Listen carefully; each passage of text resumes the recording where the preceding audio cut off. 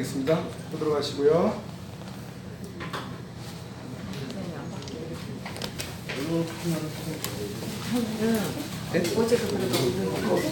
기자회견이 시작되겠습니다. 이거 왜 이래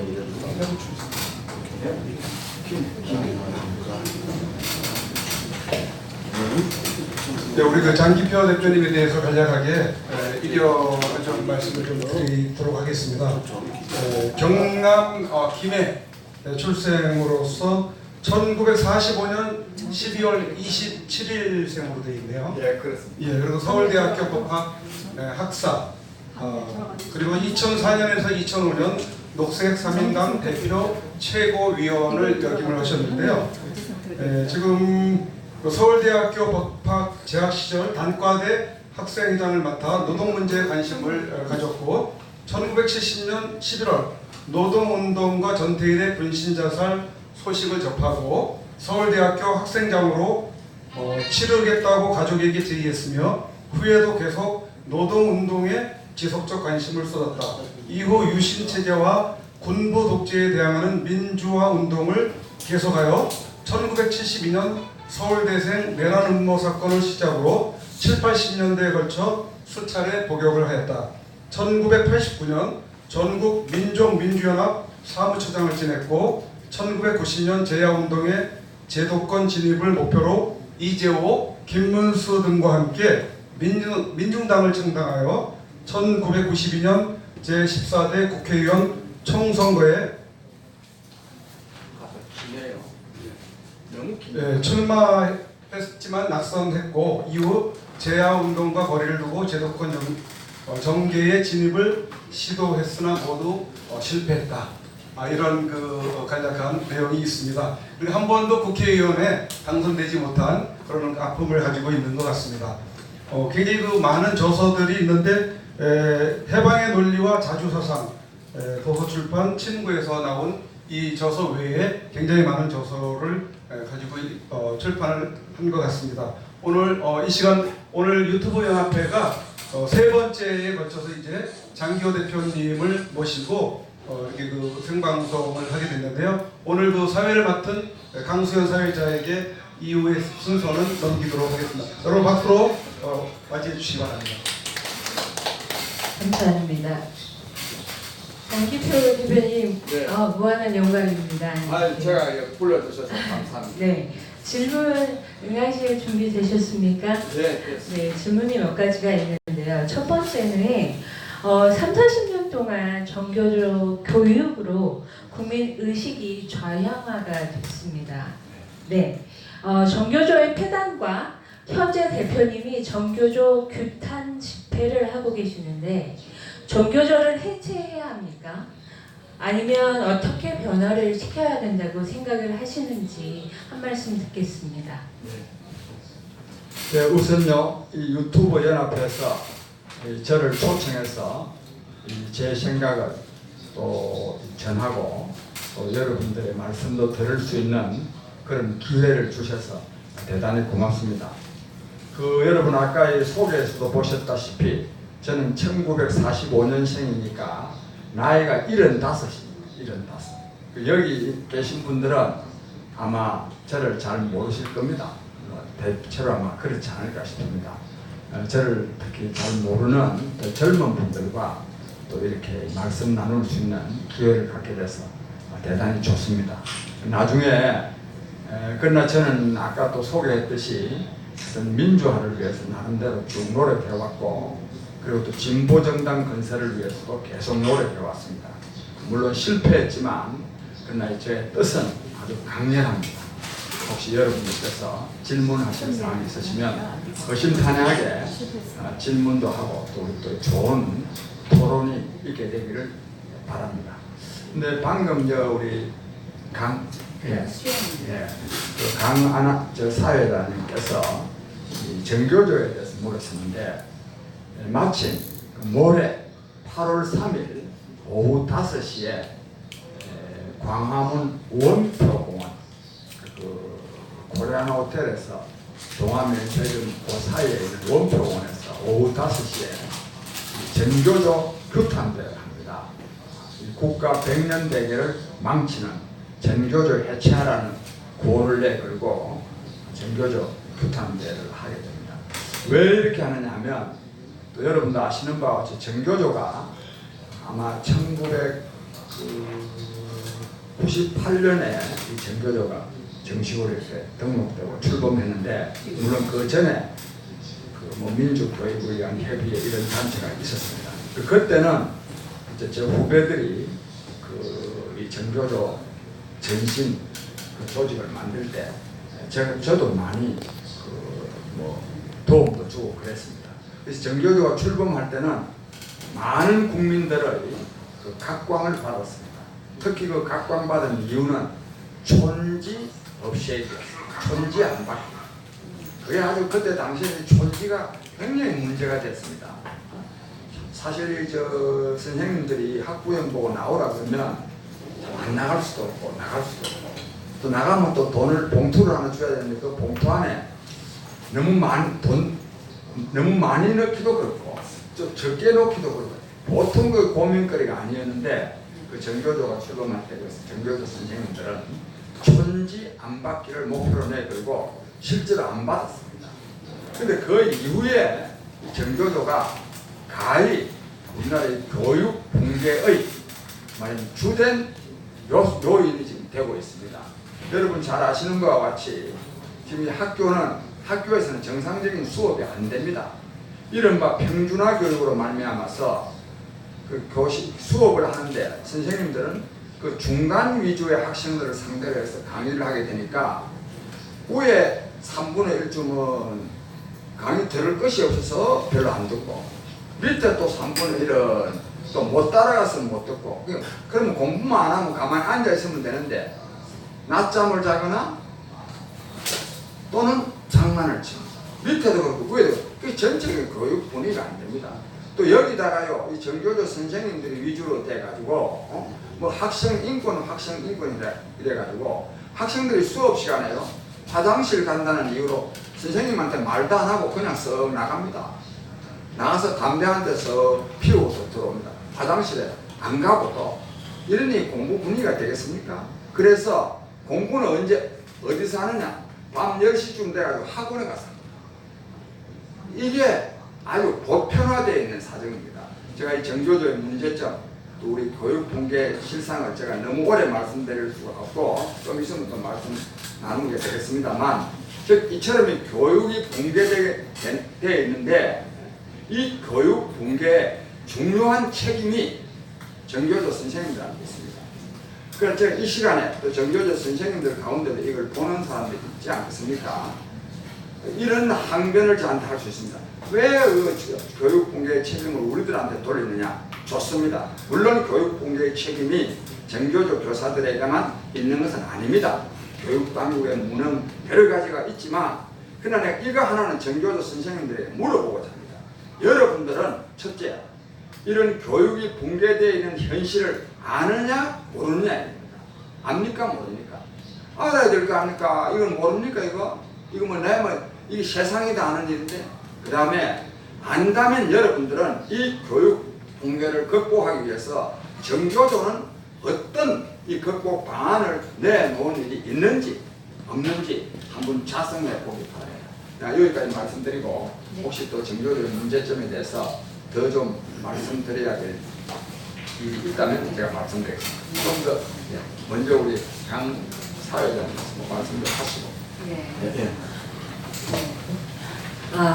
다음 질문 넘어가겠습니다. 근데 다음 질문 넘어가기 전에요. 네. 내가 좀 전교조에서 좀 더 말씀드릴까요? 예. 전교조가 그러면 조금 더 변화해야 된다라고 생각을 하는데, 없애야 되지 못하면 변화라도 해야 한다라고 생각을 하는데요. 그럼 어떤 식으로 변화를 해야 하는지, 우리 교육의 현재 지금 모습이 굉장히 꽉 막히지 않습니까? 그래서 어떤 식으로 변화를 해야 하는지에 대해서 조금 더 설명을 부탁드립니다. 예, 감사합니다. 이 전교조가 이처럼 우리 교육이 붕괴됐는데, 그 다음에 여러분 아시는 바와 같이 학교 폭력이요 보통 심한 게 아닙니다. 한번 생각해 보시죠. 학교와 폭력이라는 말이 그게 연결이 될 수 있는 말입니까 그게? 이에 대해서요 우리 선생님들이요 속수무책입니다.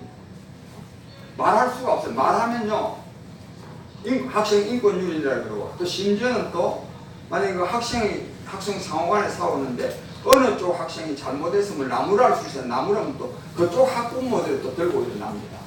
이 지금 뭐 학교가 엉망진창입니다.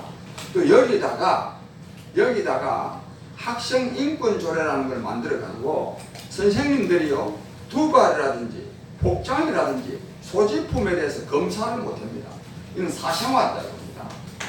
여기다 심지어는 뭐까지 들어있느냐 하면 학생, 여기서 말하는 학생은 고등학생, 중고등학생을 말하는 겁니다. 중고등학생이요 임신을 하거나 출산을 했을 때 그 선생님이요 그거에 대해서 말을 해가지고 그 학생이 수치심을 느끼도록 하면 이것도 인권유린이 됩니다. 이게 그 중고등학생이 그래 임신을 하고 출산을 하는 게 이게 정상적입니까? 이게 지도의 대상이 돼야 안 되겠습니까? 이걸 지도하면 하려다 보면 저는 그 지도 방법이 없을 것 같아요. 말하면 수치심을 느끼게 돼 있지. 그러니까 이 선생님들이 정말 이래저래 꼴 보기 싫어서 손 놓고 있을 수밖에 없다 이겁니다. 이래야 교육이 되겠습니까? 이 나라 망하는 일 아닙니까? 그것도 여기다가 또요 이 정교조 선생님들이 또 정교조 선생님들 중에 민주화 운동에 열심히 참여한 사람도 있겠지만 그분들이 정상적으로 학교를 졸업하고 교사가 됐다고 하는 것은 민주화 투쟁을 아주 열심히 한 건 아니죠. 안 그래? 그러니까 졸업하고 교사가 될 수 있었죠. 근데 이 사람들이 늦게 배운 도덕이 날 새는 줄은 모른다고 늦게 해서 그 운동권의 주체 사상에 대해서 맞으면 경도돼 가지고 애들도 완전히 또 그냥 대한민국의 정통성을 부정하고 북한을 추종하는 이런 말하자면 역사의식을 교육시키 가지고 완전히 자편한 이런 교육을 시키고 있습니다. 이 나라 망치는 일 아닙니까 이게? 이래서 우리는 근데 이런데도 앞서 말씀드린 대로 정교조 선생님들은 전혀 반성하지 않습니다. 지금의 정교조는 한국 교육을 위하거나 학생들을 교육을 위한 것이 아니라 오직 자기들 개인의 권익 확보, 그 다음에 정교조라고 하는 집단적 이익을 확보하는 그런 말하자면 이익집단 중에서는 아주 이기적 이익집단이 됐습니다. 여기다가 정교조가 지금요 돈이 엄청나게 많습니다. 말하자면 이 거민정 교과서, 이 거민정 교과서라는 게 중고등학교 교과서 이거는 얼마나 책 수요자가 많습니까? 이 거민정 교과서를요 거의 정교조 선생님들이 이 독점해가지고 이걸 집필을 합니다. 거기서 생기는 돈이 수천억 대입니다. 수천억 대. 그래서 정교조에 지금 사아나는 돈도 엄청납니다. 이 돈에 지금 말하면 집착하고 있는 겁니다. 이런 사람들이요 무슨 참교육을 시켰습니까?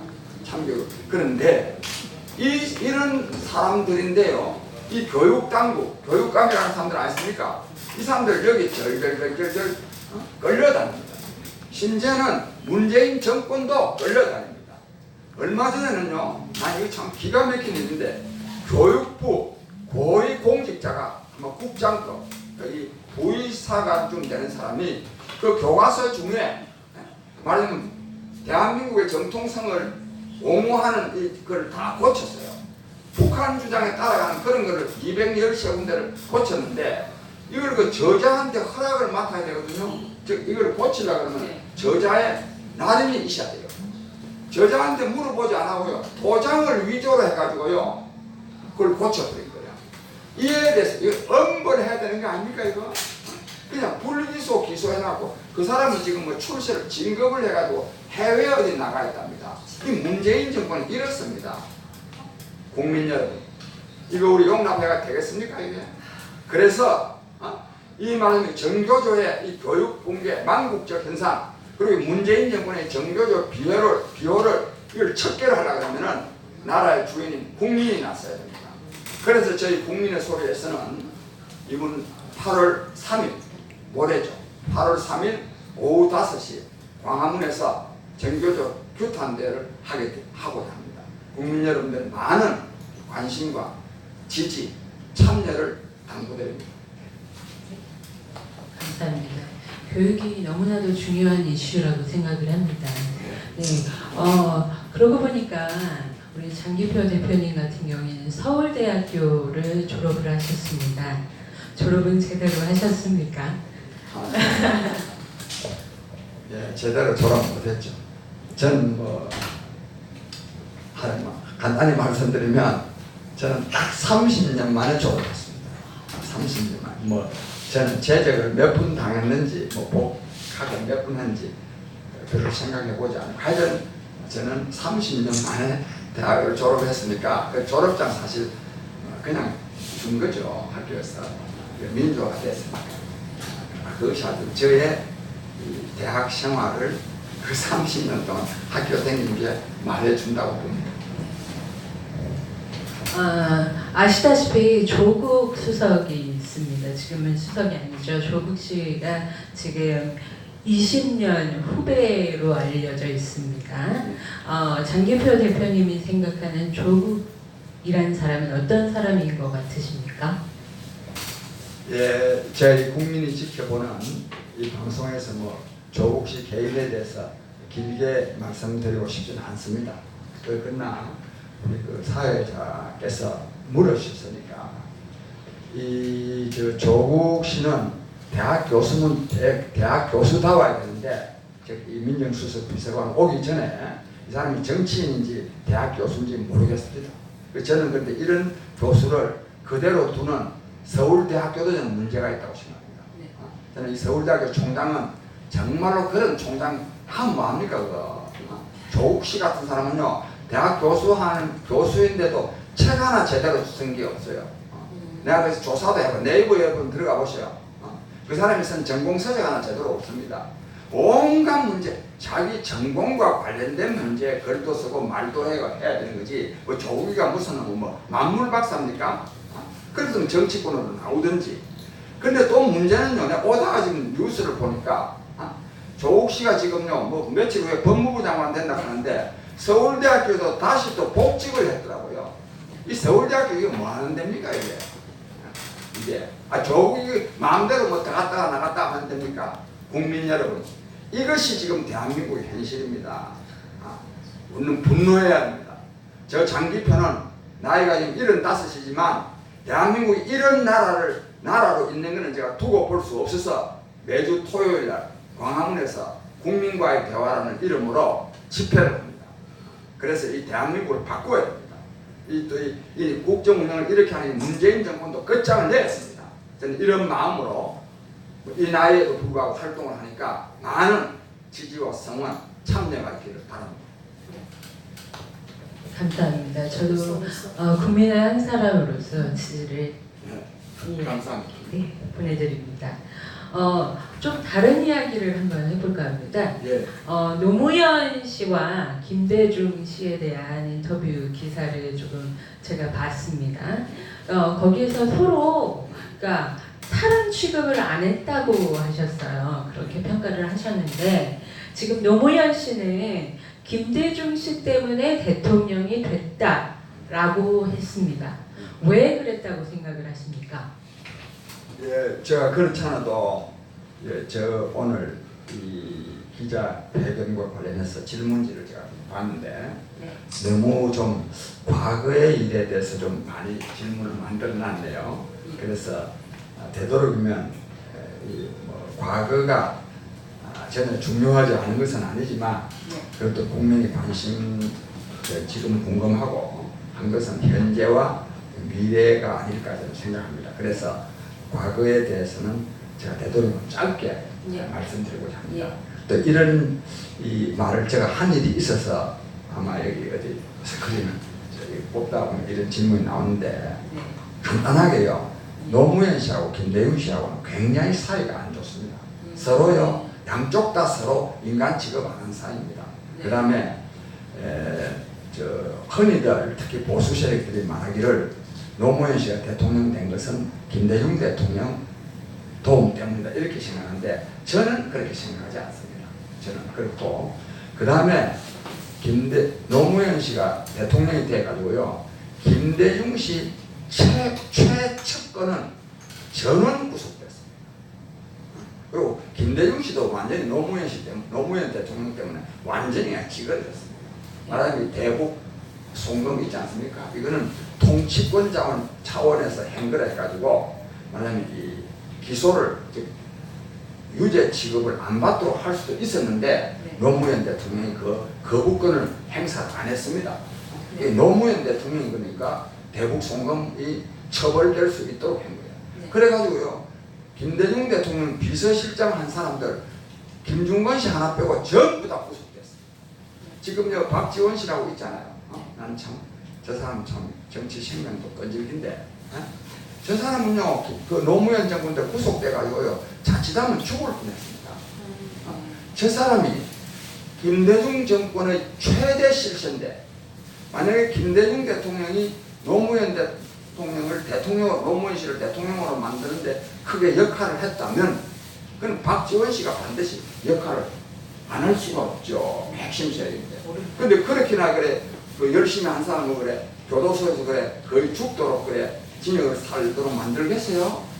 이것만 보더라 아닙니까? 그래서 노무현 대통령은 김대중 씨를 진짜 정말 이 참 대통령 지낸 분들끼리 말을 뭐 사람 취급 안 한다 이렇게 말하는 건 저도 적절치는 않은데 굉장히 하여튼 인격적으로 존중하지 않았습니다. 그래 인격적으로 존중하지 않았을 뿐만 아니라 아주 감정도 많은 사람이에요. 그래가지고 어쨌든 너무 김대중 대통령의 척건들 예를 들자면 뭐 그 비서실장 한 사람들 있지 않습니까? 뭐 한강호 특히 또 가까운 사람도 임동원 또 신건 뭐 또 김옥두 뭐 그 전부 다 구속됐습니다. 노무현 김대중 대통령이 노무현이 대통령 만들어주는데 그렇게나 다 구속을 시켰다면 이 사람들이 그냥 있었겠어요? 특히 박지원 씨 같은 사람 그냥 있겠습니까? 저는 그래서 하여튼 뭐 대라 근데 그래서 저는 김대중 대통령이 노무현 씨 대통령 만들어줬다고 보지 안 하고 그 사이가 하여튼 나빴던 것은 사실입니다. 네. 그러면은 여기서 저는 DJ 김대중 씨에 대해서 묻겠습니다. 김대중 씨가 받은 그 노벨 평화상이 있잖아요. 그것을 위해서 대한민국 경제를 말아먹었다라는 말이 있습니다. 그러면 DJ 노벨 평화상을 어떻게 평가를 하십니까? 이게 받을 만한 상이었을까요?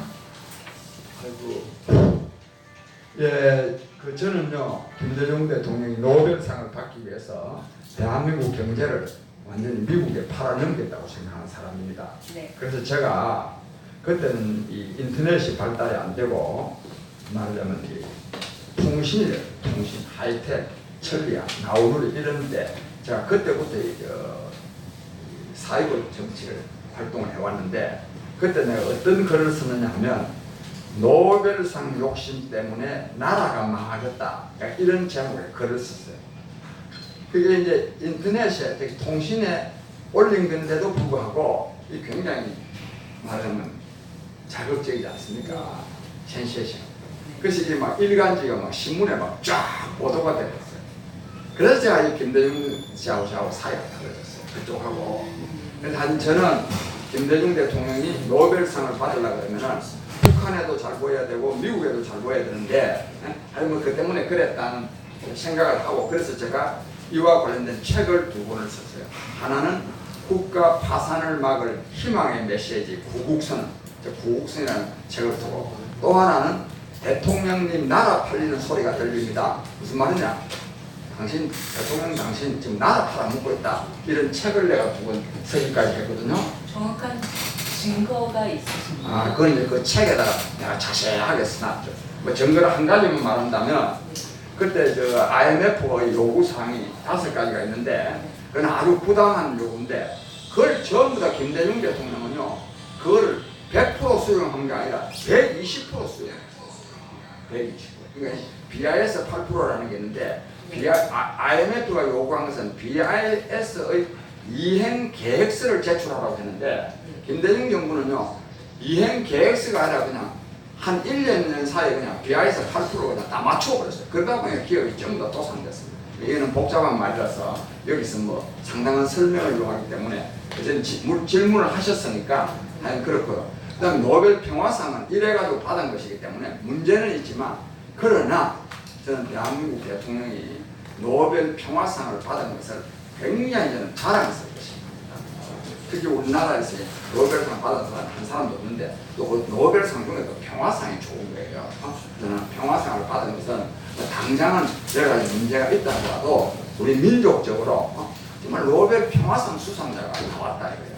이건 나는 민족적으로 굉장히 자랑스러운 일이라고 생각하고, 그래서 지금 와가지고 뭐 여러 가지 노벨상을 받기까지 문제는 있었지만 자꾸만 이걸 가지고 노벨상 받은 것 자체가 문제가 있다. 이 상은 뭐 잘못된 상이다. 난 이렇게 말하고 싶은 생각은 전혀 없습니다. 역사적으로 봤습니다. 예. 네, 알겠습니다. 역사적으로 봤을 때 문제가 없다라고 얘기를 저는 해주시는데, 우리 민족의 네. 자랑거리다. 예, 알겠습니다. 그래서 그 문제에 대한 오늘 핵심인지도 모르겠습니다. 문재인에 대해서 이번에는 한번 이야기를 해볼까 합니다. 이야기거리가 많을 것 같아요. 지금 현재 문재인 대통령에 대해서 어떻게 생각을 하시고 계시는지, 그리고 지금 현재 한일 관계가 굉장히 안 좋습니다. 지금 반일 운동을 열심히 하고 있잖아요, 국민들이. 근데 이 반일 불매 운동을 지금 현재 한쪽에서는 불매를 해야 한다라는 그 주의로 운동을 하고 있고, 한쪽에서는 아니다, 좀 더 지혜로운 방법이 있다, 좀 지혜롭게 풀어가자라고 하는 파가 있습니다. 어떤 식으로 풀어야 올바른 길인지 어떻게 생각하시는지 듣고 싶습니다. 그 한일 무역 갈등 또 이를 그 계기로 하는 일본 상품 불매 운동 등과 관련해서 조금 이따 말씀드리기로 하고, 앞에 질문은 즉 문재인 정권에 대해서 또 문재인 대통령에 대해서 어떻게 생각하느냐 그렇게 물으셨잖아요. 근데 국민 여러분, 제가 볼 때는요, 이 문재인 대통령이 집권한 지 2년째인데 정말 나라가 너무 어렵습니다. 요즘 뭐 제가 그런 사람만 만나서 그런지 모르지만 경제가 특히 어렵다고 말하고 그렇게 말하지 않는 사람이 없습니다. 이 방송을 시청하시는 국민 여러분은 어떻게 생각하십니까? 근데 문재인 정부는 그래서 이 경제가 어렵게 되는 데는 특히 최저임금 인상이 굉장한 영향을 미쳤습니다. 말은요, 최저임금을 인상하는 거다. 그리고 최저임금이라는 것은 그 임금이 낮은 사람들 아닙니까? 그 낮은 사람들의 임금을 인상해 주는 거니까 말하자면 저소득층, 빈곤층을 위한 것처럼 보이죠. 이게 전혀 그렇지 않습니다. 빈곤층을 더 어렵게 만드는 것이 이게 최저임금 인상입니다. 진짜 최저임금을 받는 사람들을 실직하게 만든 것이 이게 최저임금입니다. 최저임금 인상입니다. 그래서요, 주로 이제 최저임금을 받는 사람들이 주로 영세 상공인들 아니겠습니까? 이 사람들이요, 그 지난날의 최저임금을 주고도 이거를 계속 문을 열어놓을 수 있을지 모르는데, 임금이 2년 동안에요 29.2%가 올랐어요. 30%가 올라간 거죠. 엄청나게 올라가요. 그러니까 135만 원 사는 것이 174만 원이 되어요. 한 40만 원 넘고 올라가요. 장사 못하죠. 그래서 5명 고용하던 사람은 만약 2사람 해고하고 3사람하고 2사람 고용하던 사람, 1사람 고용하던 사람 아예 그냥 문 닫고 그냥 문 닫았던가 아니면 가족끼리 해버렸던가. 요즘 식당 하는 거요, 가족끼리 안 하면요 어지간한 규모의 식당은 유지 안 됩니다.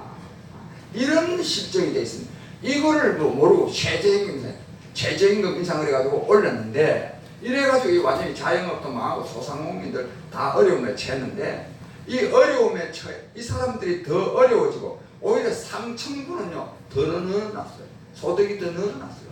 그래서 이것이요 저 같은 사람의 주장이거나 어느 연구소의 주장이 아니라 대한민국의 국가기관 통계청 자료에 의해서 확인된 겁니다. 통계청 자료에 의해서 지난 말하자면 4, 4분기의 소득은 내가 이 지금은 좀 정확하지는 않습니다. 지금 오래돼가지고 뭐 좀 약간 헷갈리는데 저소득층의 소득은 무려 22%나 떨어지고 고소득층의 소득은 딱 반이 11%가 늘어나는 그러니까 저소득층 소득 올려준다는 게 뭐 소득주도 성장이니 최저임금 인상인데 이게 완전 거꾸로라 이게. 그래서 저소득층은 더 어렵게 만듭니다. 이것만이 아닙니다.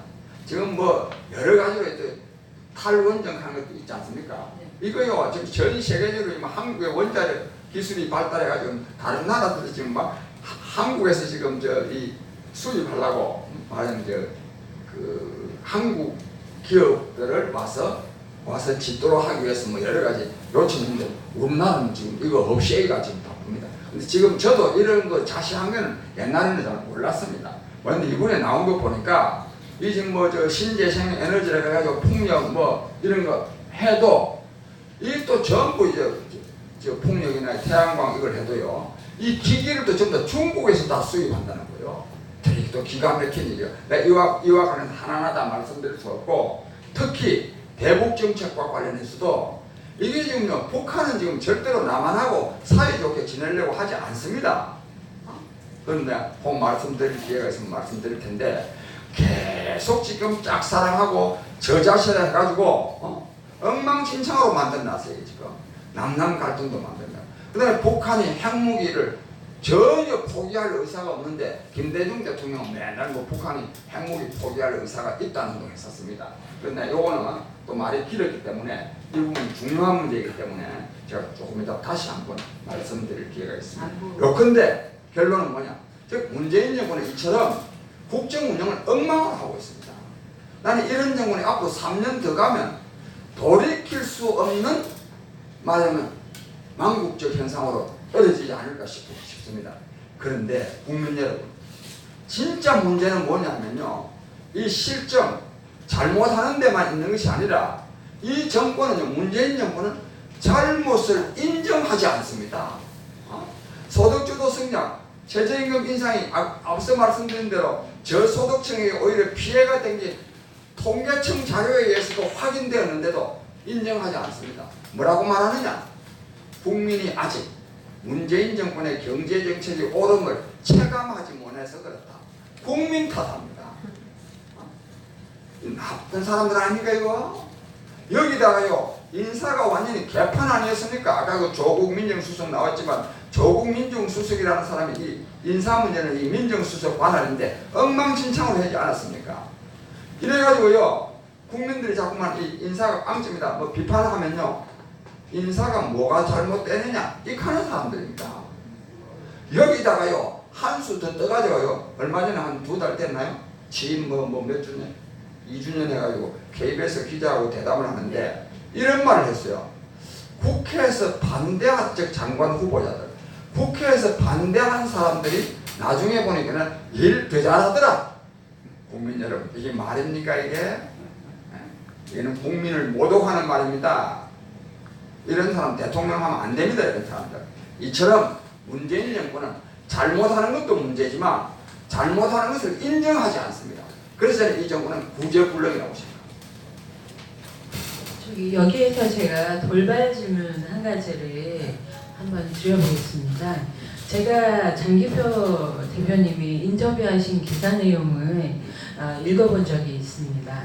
그때 장기표 대표님께서는 좌파적 운동을 굉장히 열심히 하셨고 그쪽에 레벨이 있다라고 이야기를 하시면서 문재인은 거기 끼일 수가 없는 사람이다. 그렇기 때문에 그 뒤에 배우가 있다라는 식으로 이야기를 제가 읽은 적이 있습니다. 지금 문재인이 하는 행보가 지금 문재인 대통령이 하는 행보가 그러면 어떤 식으로 흐를 것 같으며 또 그 뒤에는 누구를 조심하면 되는지에 대해서 한 말씀 제가 질문을 드려봐도 될까요? 네. 예, 제가 저는 사실 문재인 박근혜 씨가 대통령 되기 전에 문재인 씨 같은 사람은 대통령이 되지 말아야 되면서 말할 것도 없고 대통령 후보로 나서도 안 된다는 거 제가 주장한 사람입니다. 그래서 제가 특히 문재인 씨 대통령 안 되게 하려고 그러면 호남 대중이 지지를 안 해야 되기 때문에 제가 광주에 가서 17일간 머물면서 문재인 씨 같은 사람 대통령 되면 안 된다는 걸 제가 기자회견도 하고 거리 유세도 하고 활동을 한 일이 있습니다. 왜 그러냐? 국민 여러분도 아시다시피요. 문재인 대통령은 말하면 노무현 정권의 왕실세였습니다. 노무현 정권이 어떤 정권입니까? 실패한 정권입니다. 실패한 정권. 지금 노무현 씨가 지금 그냥 좀 인기가 좀 올라가는 것은 그 자살에 대한 국민적 동정 때문 아닙니까? 만약에 노무현 씨가 자살을 하지 않았다면 그 식구들은 함께한 사람들은 전부 다 패족을 자치해가지고 벌써 정치권에 나서지도 못했던 사람들 아닙니까? 즉 실패한 정권의 왕실세인데 그 사람을 다시 대통령 후보로 하고 대통령 하면 이 나라 국민이 이게 문제가 있는 거 아닙니까 이게? 그래서 이런 사람은 대통령이 되기 전에 대통령 후보로도 나서게 해서는 안 된다 이겁니다. 그 다음에요. 이 지금 박근혜 정권이 이게 결국 문제가 된 게 이게 직접 최순실한테 돈을 주고 이보다 어쨌든 부정부패와 관련된 거 아닙니까? 또 우리 정치에서 가장 문제가 되는 것이 부정부패 아닙니까? 그런데 노무현 대통령이 왜 자살했습니까? 그 가족의 부정부패 때문에 자살한 거 아닙니까? 그 가족의 부정부패를 막아야 될 책무가 있었던 사람이 바로 문재인 씨였습니다. 왜? 문재인 씨는 당시 청와대 민정수석 비서관이었기 때문에 이 가족들 이 부정부패 하지 않도록 하는 것도 이 책임이 민정수석 비서관한테 있거든요. 그 이제 대통령 가족 민정수석 비서관으로서 대통령 가족의 이 부정부패를 막지 못해가지고 전직 대통령이 자살까지 하는 이 불행한 사태를 초래했는데 바로 그런 사람을 대통령 후보로 내세우고 대통령도 만들고 이래가 되겠습니까 이게? 그래서 저는요 이 사람이 대통령 되기 전부터 저는 반대한 사람이에요. 여기다가 문재인 씨는요 이 지금 이른바 노빠 여기에 얹히면은 제 주장을 펴지 못하게 되어 있습니다. 왜? 문재인 씨는 지난해 학교 다닐 때 데모를 잠깐 한 일이 있지만 그 이후에는요 일체 민주화 운동하고는 완전히 담을 쌓은 사람입니다. 그래서 민주화 운동에는 명함을 절대로 내놓을 수 없는 사람입니다. 근데 그 민주화 운동권에 이 문재인 씨가 정치권에 나온 것 자체가 아바타로 나온 거거든요. 아니면 노무현 노빠 세력이 뭔가 자기의 말하자면 주자를 하나 대표를 하나 내세워야 되겠는데 자기들 중에는 내세워가지고 국민의 지지를 받지 못할 것 같으니까 좀 얌전해 보이고 또 기존 정치권에 물이 안 들은 이 문재인 씨를 아바타로 내세운 거 아닙니까? 그렇기 때문에 이 사람은요 이 운동권의 포로가 돼가지고 운동권 시키는 대로 할 수밖에 없다고 저는 이 운동권 생리를 잘 압니다. 이미 다 알고 있었지. 그래서 내가 그때 이미 대통령 되기 전에 박근혜에게 최순실이가 한 명이라면 문재인에게는 최순실이가 10명도 넘을 거다. 10명이다 이게야. 지금이 딱 확인되고 있습니다. 지금이 문재인 대통령이 국정 운영을 자기가 주관을 해서 하는 게 아닙니다. 온갖 군데요. 적폐청산위원회가 다 있습니다. 법무부에도 있고 또 국영기업체도 있고 다 있습니다. 그래서요 주장하면 다 오케이입니다. 다. 그러니까 이게 국정 운영이 그냥 엄청난 난맥사관을 보이는 겁니다. 이와 관련해서 자기 문재인 대통령 이전의 대통령이 박근혜 대통령과 이명박 대통령 아닙니까? 직전 대통령 두 사람을 이렇게 구속을 시키는 것은 현직 대통령이 독해서거나 강해서가 아니라 현직 대통령이요 무능해서 그렇습니다. 약해서 그렇습니다. 이 두 사람을 다 구속시키는 게 아닙니다. 설사 이명박 대통령에게 문제가 있으면 그건 불구속 재판하면 됩니다. 이런 무슨 대통령으로서의 검도를 나타내 볼 수 있어야 되는데 운동권 출신이 아니니까 운동권들이 강하게 주장하는데 내가 좀 약한 주장하면 저는 좀 운동권 출신이 아니라서 그렇다 할까 싶어서 전부 다 그냥 하자는 대로 다 따라하니까 지금 엉망진창이 되고 있는 겁니다. 저는 그래서 아까 그 질문과 관련해서 그 문재인 대통령 문제는 그렇게 보고 있습니다. 알겠습니다. 저도 개인적으로 문재인 대통령의 말로가 무척 궁금한 사람입니다. 네. 그래요? 네. 저는 궁금하지 않습니다. 저는 눈에 보입니다. 네. 두 번째 질문이었습니다. 반일 불매 운동에 대해서 살짝 답변 다시 들어도 될까요? 예. 여러분 잘 아시죠? 이 지금 한일 간의 무역 갈등요. 근데 이 무역 갈등을 하는 그 직접적인 원인은 말하면 위안부 문제에 대한 그 양국 정부의 합의를 문재인 정부가 많이 깨본 거. 그다음에 또 이 진용호 문제에 대한 이 대법원 판결. 이건 또 일본 사람들 주장은 이미 벌써 한일 1965년도 한일 협정 또 청구권 자금에 다 포함됐다 이겁니다. 네. 이래 가지 갈등인데 제가 이와 관련해서는 이미 우리 국민 여러분들께서도 다른 또 이 보도 매체를 통해서 많이 알고 계시겠기 때문에 또 시간도 있고 해서 제가 이 문제에 대한 자세한 말씀은 드리지 않겠습니다. 아까 질문 사항이 이 불매 운동과 관련해서 물으셨기 때문에 되도록이면 그 문제 또 그 다음에 또 다른 데서 잘 듣기 어려운 문제 그런 말씀을 좀 드릴게요. 먼저요, 그 일본이 우선요, 아까 말한 거는 정치 외교적인 문제거든요. 그렇잖아요. 위안부 문제든지 뭐 진용호 문제, 판결 이런 건 정치 외교적인 문제인데 이런 문제를 가지고 말하자면 이 수출 규제를 하는 거, 뭐 내일 이제 8월 1일 아니까 화이트리스트에서 제외한다는 거 이런 거는 사실 비겁한 행위죠. 잘못된 겁니다. 이거. 그런 점에서 우리가 당당하게 항의하고 규탄하고 또 국민적 차원에서 누가 그렇게 해가지고 말이야 한국을 어렵게 만드니 우리도 그냥 좀 보복 좀 해야 되겠다. 뭐 보복이라기보다는 더 해야 된다. 나는 이 국민적인 차원에서 이런 일이 일어나는 것은 당연지사입니다. 왜? 근본적으로 이 모든 책임은 일본한테 있거든요. 위안부 문제에 대한 양국 합의를 깬 거는 우리다. 한국 쪽이다. 또 뭐 진용호 문제도 뭐 이미 포함됐다. 뭐 이렇게 말할 수 있는 또 그런 말할 수 일본 사람들 주장이요. 현상적으로 그 자체만 놓고 보면 틀린 주장이 아니에요. 그러나 근본적으로 일본이 한국을 강제로 합병해가지고 식민지로 삼았는데 여기 있는 거 아닙니까? 그런 점에서 한국 사람이 좀 이렇게 분노하고 저항하고 하는 거는 그건 있을 수 있는 일이고 또 일본은 또 이걸 또 받아들여야 됩니다.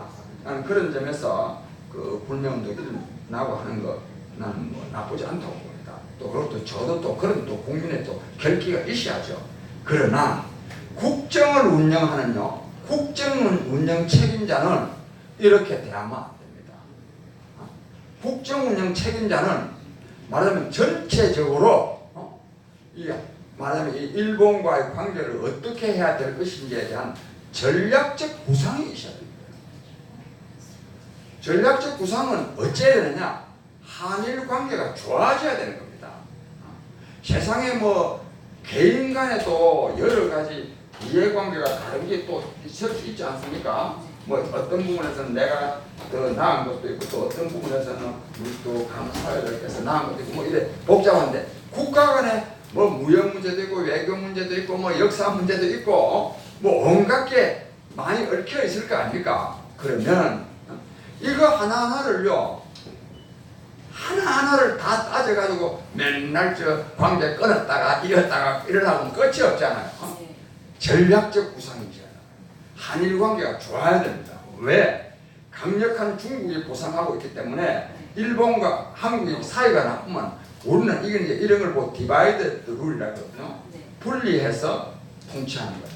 우리가 디바이드 분열되면 일본도 중국에 꼼짝 못 할 수 있고 한국도 꼼짝 못 할 수도 있다. 뭐 꼭 저는 꼼짝 못 한다고는 보지 않지만 어쨌든지 또 사이가 좋아야 되고 또 과거 때문에 그렇다면 언제까지 과거로 또 돌아갈 겁니까? 안 그래요? 저 프랑스와 독일은요, 한 50년 사이, 아니, 100년 사이에요, 3번이나요, 격렬한 전쟁을 했습니다. 그런데도 얼마나 사이좋게 지금 지냅니까? 오히려 지금 유럽, 두 나라가 협조해야 해서 지금 EU를 지금 만들어가고 있는데, 그래서 우리가 잘 지내야 되거든요. 이런 데 전략적 구상이죠. 그동안에 문재인 정권은 계속 어쨌느냐 하면, 꼭 위안부 문제나 이게 아니에요. 이것만이 아니라 은근히 반의를 했습니다. 계속 은근히 반의를 했어요. 왜느냐? 북한 정권 따라다니는 거. 이 문재인 정권은 북한이 반의를 하니까 북한이 한일 간의 관계가 좋기를 바라지 않거든요. 그동안에는 그랬습니다. 그동안은 북한 추종하고 눈치 보고 따라가고 하다 보니까 은근히 반의를 계속 해온 겁니다. 이것만이 아닙니다. 얼마 전에 6월 말에 G20 회의 했잖아요. 그때 트럼프 대통령이 문재인 대통령 만났을 때 앞으로 한국과 일본 간에도 군사적인 어떤 동맹 관계를 맺으면 좋겠다. 뭐 표현은 동맹인지 뭘지 모르겠는데 군사적으로 협력했으면 좋겠다고 하니까 문재인 대통령이 한일 간에는 그건 할 수 없습니다. 딱 이랬습니다. 그때 이미요, 그 전에도 이미 알지만 트럼프 대통령도요, 이거 문재인 정권 한국 이거 안 되겠구나 이런 생각을 했습니다. 왜 이렇게 생각했다고 내가 보는지 그 이유는 내가 조금 이따 말씀드릴 텐데, 이처럼 계속 이렇게 일본을 배격한 거예요. 그래서 지금 아베 정권은 일본은 뭐 어떤 상황이냐?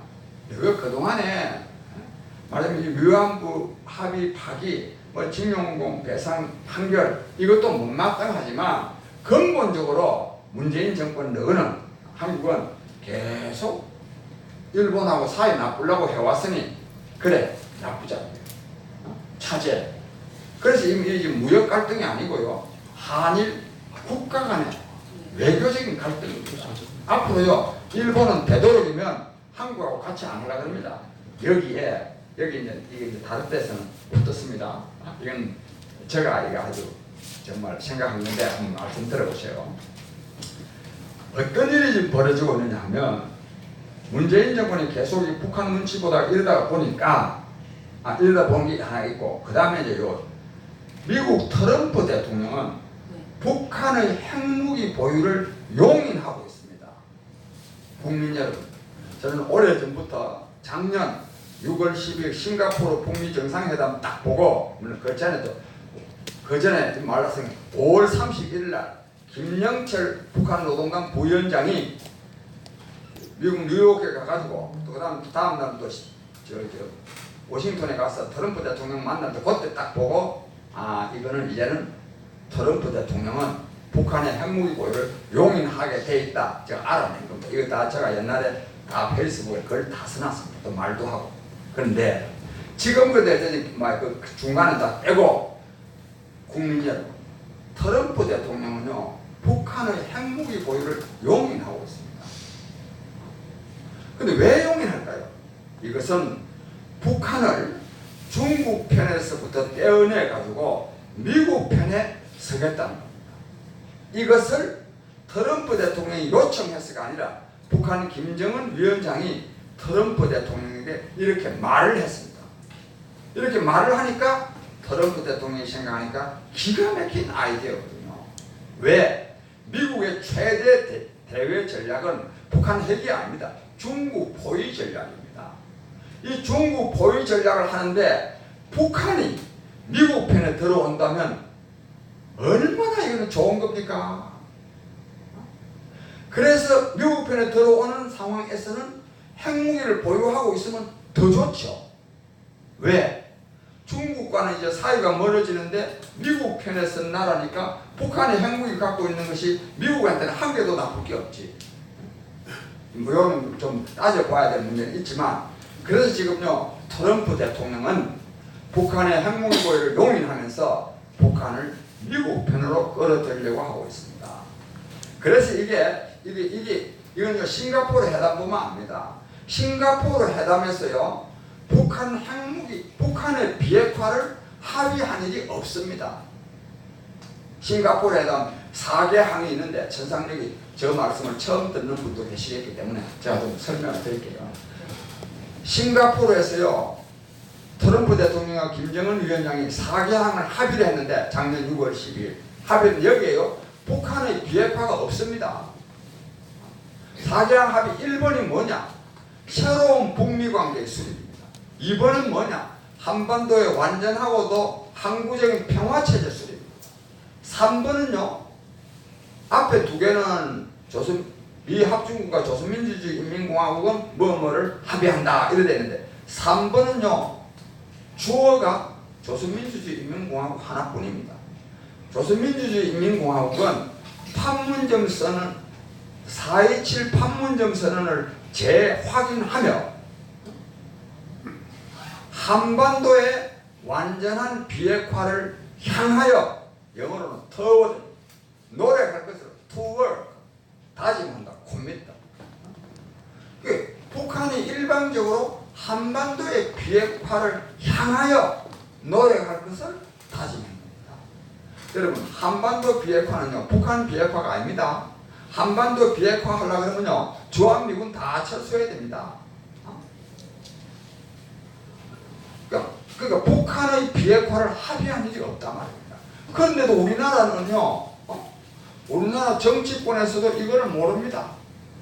여당도 모르고 야당도 모르고 언론도 모르고 텔레비에 나와서 떠들어서 하는 사람도 다 그냥 뭐 합의 잘 돼가지고 앞으로 지금 또 후속 회담을 통해서 지금 할 것처럼 하고 있습니다. 이게 국민 여러분 제가 이와 관련해서 너무 정말 혼자 잘난 척 하는 것 같아서 말을 조금은 제가 자제합니다만 별로 뭐 듣기에 따라서는 자제 안 한 것 같지만 이게 지금 대한민국입니다. 여기다가 이번 판문점 선언 6월 30일 날 트럼프 대통령과 김정은 위원장 판문점 회담하는 거 아니습니까? 53분. 이것은요 여기서요 뭐 했냐? 트럼프 대통령이 북한의 핵무기 보유를 공식적으로 확인해 준 겁니다. 그리고 북미 관계를 좋게 하겠다는 겁니다. 단 이거를 그런데요 미국에 가서 그렇게 하기로 했다. 핵무기 용인하기로 했다. 대신에 북한을 미국 편에 끌어들이기로 했다. 이 말을 못하는 겁니다. 이 말을 하면 트럼프 대통령이 굉장히 궁지에 몰리기 때문에 또 전 세계로부터도 비난받을 수 있기 때문에 못하지 속으로는 지금 그렇게 가고 있는 겁니다. 그래서 이 판문점 선언은 그런 성격이 있어요. 판문점 트럼프 대통령과 김정은 위원장 간에요 뭐 비핵화라는 말은 한마디도 없었어요. 말 자체가 없었어요. 말 자체가 확인해 주는데 그랬나요? 이게 또 그냥 설정 나오면 안 되니까 이 다음에 말이지 한 2-3주 안에 실무회담을 할 거다. 그걸 가지고 또 요즘 신문에 보면 맨날 실무회담 안 하나 계속습니다. 끝나놓고 미국 가서는 뭐라 그랬냐? 그래서 회담하고 나와서는 같이 앞으로 2-3주 안에 실무회담을 할 거다고 말을 해놓고 트럼프 대통령이 미국 돌아가서는 뭐라 그러느냐? 그거 서두를 거 없다. 시간에 구애받을 필요가 없다. 할 필요가 없는 거예요. 북한도 할 필요가 없습니다. 왜? 앞으로 이제 사이 좋게 자꾸만 해나가면 되는 거예요. 그런데 이것이 갑자기 미국이라는 나라하고 북한하고 사이가 금방 좋아지지가 않는다. 그 지금 시간 끌고. 근데 이번에 이제 일주일 사이에 2번 이제 발사했잖아요. 로켓 뭡니까? 탄도미사일 발사를 하니까 우리 여기 신문에는 말이 전부 다 이 정권도 이 정부도 마찬가지고 미국의 말이야 실무회담을 말이야 촉구하기 위해서 뭐 한 거다 그런 헛소리들 하고 앉아 있습니다. 실무회담 할 필요도 없는데 할 필요도 없고 실무회담을 한다면 뭐냐? 트럼프 대통령이 마치 또 북한의 비핵화를 위해서 노력하는 것처럼 미국 국민과 세계를 속이기 위해서 하는 거예요. 실무회담 한다고 해서 무슨 뭐 비핵화로 나아가는 게 아니에요. 심지어는 하노이 노딜 회담도 비핵화를 안 하고 북한의 핵무기 보유를 용인하기 위해서 노딜을 한 겁니다. 이건 내가 설명을 필요로 하는데 생략하고 제 양반이 잘 알아듣는 것 같아서 내가 생략합니다. 이런 실정입니다. 그런데 우리나라 문재인 대통령요 그 1시간 동안 그 두 사람이 회담하는 거 보고 옆방에서 기다렸죠. 이러면 됩니까 이거? 내가 그래서 이거를 보고요, 트럼프 대통령은 대한민국 국민을 농락하지 말라는 내가 글도 쓰고 그랬어요. 남의 나라 대통령이요, 여기 와가지고 지멋대로 그냥 뭐 깜짝 쇼하고 이래서 하면 됩니까 이게? 예? 대한민국 이런 걸 용납하면 됩니까? 근데 또 옆방에서 또 기다리는 거는 또 뭡니까? 엉뚱한 북한 핵무기 보유 용인하고 있는데, 근데 문재인 대통령은 또 뭐라고 말했냐?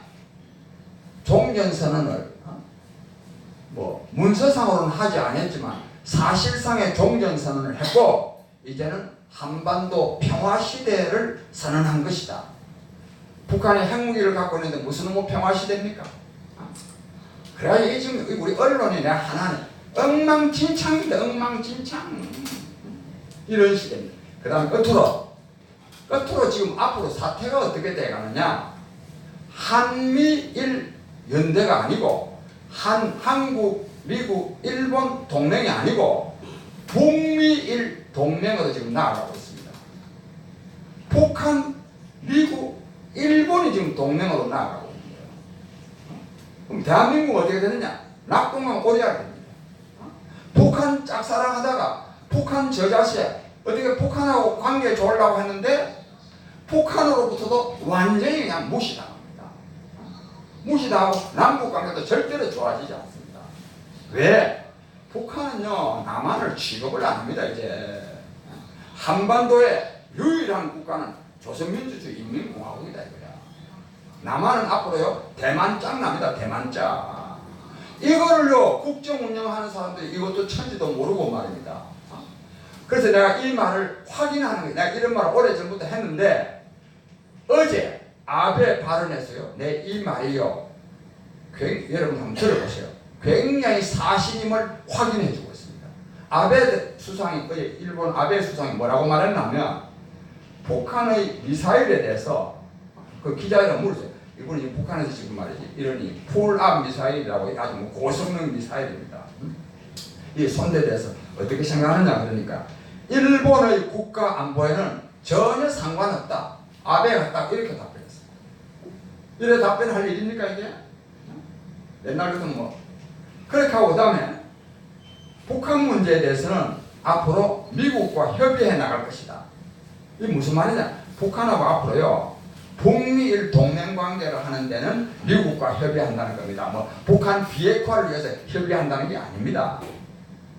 그러면서 또 거기다 덧붙인 말이 뭐냐면요, 북일회담, 우리는 북일회담인 거죠. 일본과 북한의 정상회담은 무조건 실시하고자 한다. 요거 잘 생각하면요, 내가 아까 말한 대로 북미일 동맹관계가 만들어지면서 한국은 완전히 낙동강 오래야 되고, 그 북한 때문에 하다가 북한한테도 완전히 무시당하고, 우리는요, 핵무기를 갖고 있는 북한의 준식민지 상태가 되는 거예요. 이거를 지금 이 정권이 지금 이런 걸 지금 초래하고 있습니다. 천지를 모르고 말입니다. 근데 이거는 왜 그럼 이래 아베가 어제 이런 태도로 나오느냐? 아베가 지난 6월 말에요, G20 정상회담 때, 회담 전에 일본에 와서 일주일 동안 머물렀잖아요. 뭐 일본에 뭐 고유 뭐 유명한 식당에서 밥도 먹고 뭐 골프도 치고, 그때 아베한테 뭐라고 말했냐? 트럼프 대통령이요, 아베 수상, 앞으로 말이요, 우리 지금 중국이 지금 문제 아닙니까? 중국 보유 전략에 앞으로 내가 북한을 끌어들일 거예요. 그러니까 일본도 그걸 아시오. 이렇게 딱 말을 해놔.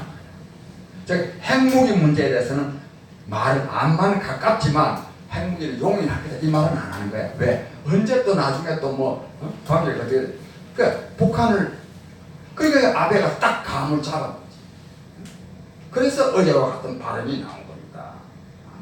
이런 것을 나는 정보력도 뭐 없는데도 내 이 추측이 굉장히 맞습니다. 정보를 갖고 있는 이 정부는 뭐합니까 이게? 국민 여러분, 그래서요, 이런 사람들에게 이 정권을 맡겨놓으면 안 됩니다. 그래서 아까 이 불매운동과 관련해서 아까 제가 좀 말씀드리고, 지금 한일 간의 문제는 여러 가지 그 뭐 따져야 되는 문제가 많이 있고, 또 뭐 일본이 잘못한 것도 있고, 또 한국이 또 잘못한 것도 있습니다. 있는데 그런 문제보다도 말하자면 전체적으로 한반도가 지금 이 정책 속에서 어떻게 나아가야 되느냐. 자, 그래서 오늘 아까 제가 유튜브 국민의 소리 유튜브에 제가 이런 제목의 그 유튜브를 방송을 하나 해놓고 왔어요. 한반도 이 주변 정세가 아니 북미일 동맹으로 가고 있는 한반도 주변 정세, 북미일 동맹으로 가고 있는 한반도 주변 정세라고 하는 그런 제목으로 제가 그걸 국민의 소리 유튜브에 방송에 올려놨는데 제가 여기 오늘 여기서 말하는 것보다 좀 더 내용이 풍부합니다. 한번 잘 들어보시기 바라고 지금 하는 대한민국이 이런 상황에 처해 있다고 저는 보고 있습니다. 네, 좋은 말씀 감사합니다. 말씀을 너무 많이 하셔가지고 목이 타실 것 같아요. 네, 고맙습니다. 물 한 잔 드시고. 많이 나타나요. 그냥 본분하고 말씀하니까 목도 사회자님 7번 질문으로 넘어가시고 그다음에 여기 질문을 받는 순서로 이렇게 가야 될 것 같아요. 시간적으로 지금 많이 가서 7번 네, 질문. 알겠습니다. 그래서 지금 하신 말씀 중에 6번 질문이 해당이 들어가 있는 말씀을 해주셨어요. 네, 할 필요가 없겠다라고 생각을 했었는데, 네, 마지막 질문 한번 해보겠습니다. 대한민국은 현재 주사파에게 점령되었다 해도 과언이 아닙니다. 예, 문재인 세력이 이야기한 한 번도 경험해보지 못한 나라로 저희는 지금 가고 있습니다. 예, 즉 공산화로 깊숙이 끌려가고 있는 것. 이거라고 생각을 하는데요. 이를 어떻게 극복을 해야 하는지에 대한 방법을 한 말씀 부탁드립니다. 저는 우선 전제가요. 이 나라가 지금 뭐 공산화되어 가고 있는데 극복 방안 이렇게 말씀하시거든요. 저는 그런데 뭐 공산화되어 간다고 보지 않습니다. 안 하고 특히 지금 문재인 정권이 원체 대북 저자세, 북한 짝사랑 심지어는 북한 대변인 노릇을 하고 있으니까 이 결국은 문재인 정권은 대한민국을 한국을 북한에 갖다 바치려고 하는 거 아니냐. 그리고 또 뭐 문재인 대통령은 공산주의자다, 빨갱이다 이렇게 말하는데 저는 문재인 대통령은 공산주의자도 아니고 공산주의자들이 들으면 모욕감을 느끼고 또 갖다 바치지 안 하고 또 조금만 바치도 바치도 안 합니다. 김정은이가요 이 남한을 그다 받아버리면 김정은이 지가 망합니다. 그런데 그러나요 아까 질문하신 바와 같은 그런 우려가 나올 수 있는 이유는 충분히 있습니다. 있고 이 사람들은요 실제로 주사파 정권입니다. 운동권 정권입니다. 문재인 씨는 그 얹혀 있었습니다.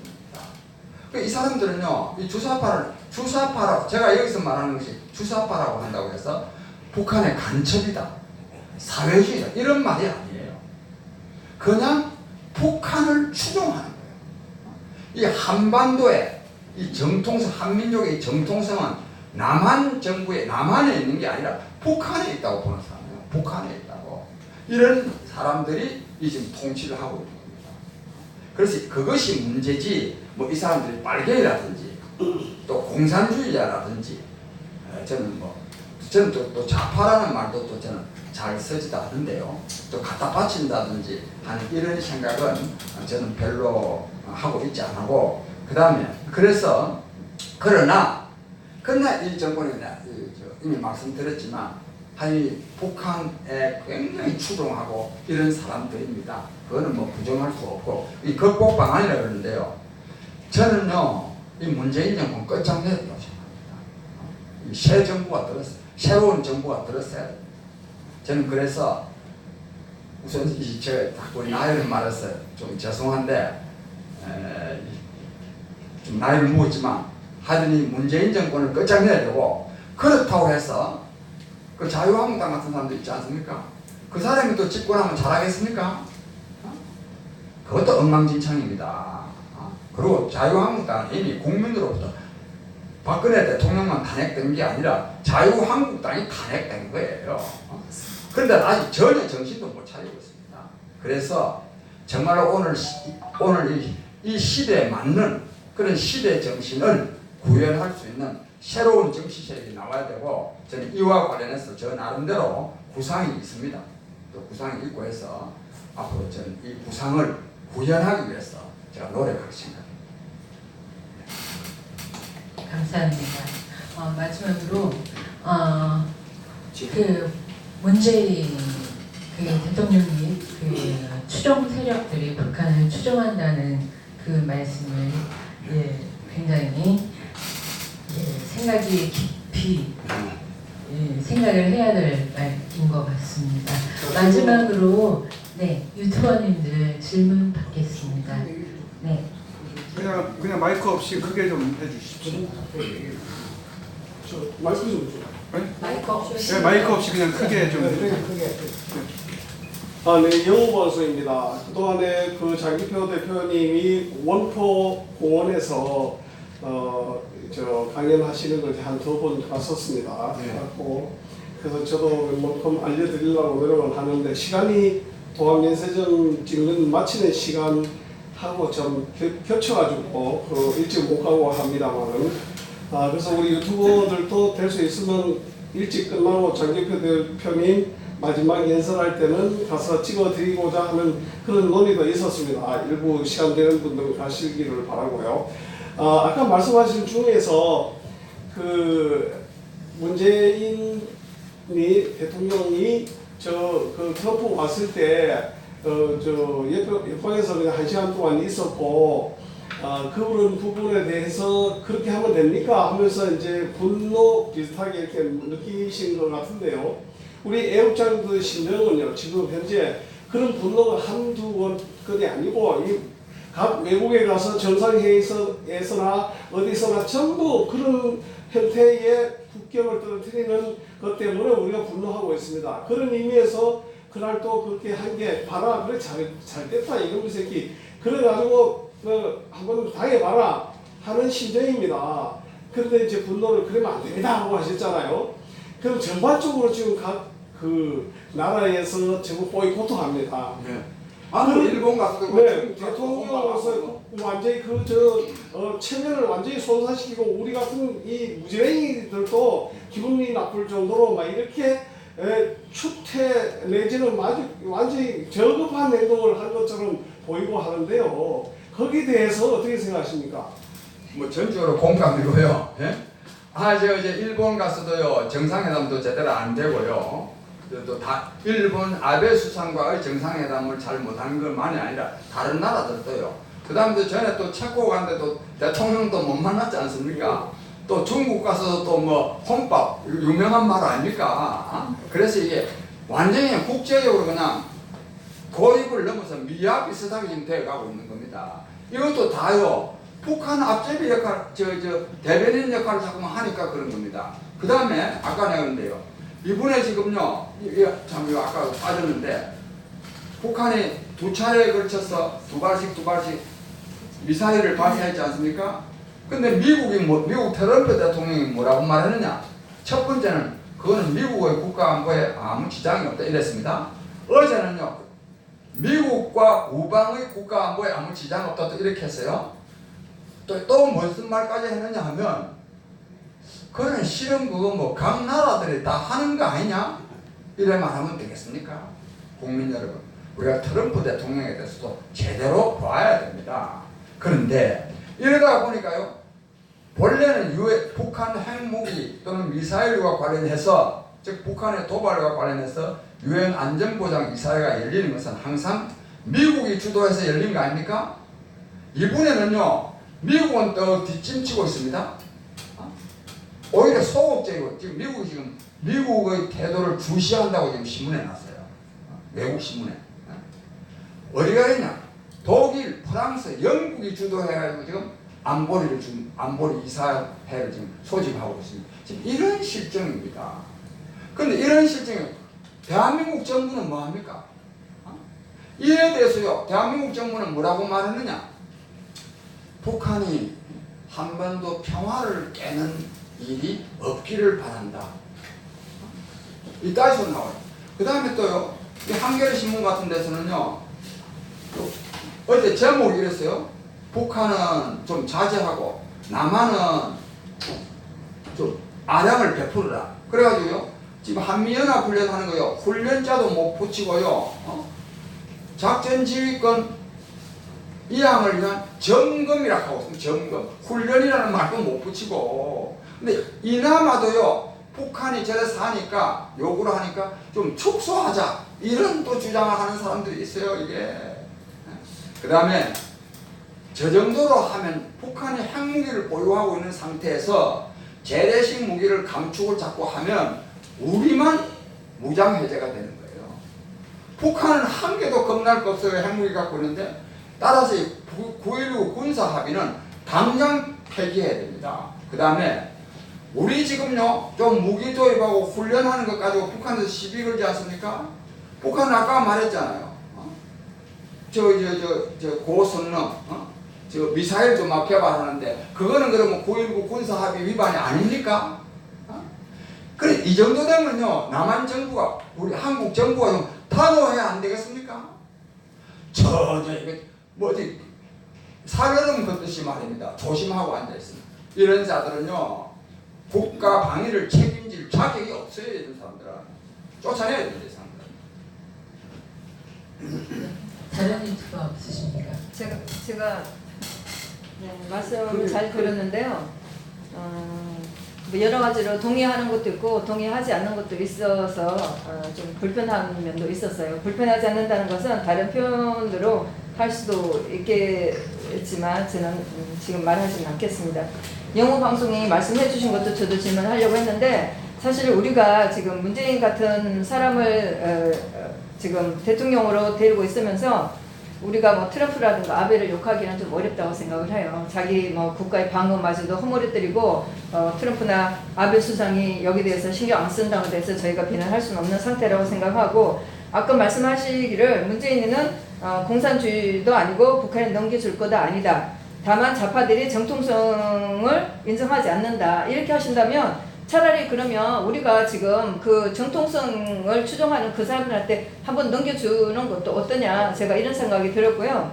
또 하나는 제가 아주 단호하게 말씀을 드리는데 저는 대통령 재판이 많이 다닌 사람이고 지금도 대통령 재판이 많이 다닌 사람이에요. 장 대표님이 지난번에 조선일보하고 인터뷰한 거를 제가 봤는데 내용은 읽진 않았어요. 제목만 보고 제가 그 제목만 보고 제가 그 거부방이 들어서 보질 않았는데 그때도 말씀하셨는데 최순실이는 지금 정부에 뭐 10분의 1 정도도 안 된다 이렇게 말씀하셨는데 최순실 씨하고 이재용 씨는 대통령을 탄핵시킨 희생물일 뿐이에요. 이 사람이 뇌물 먹은 거는 없고요.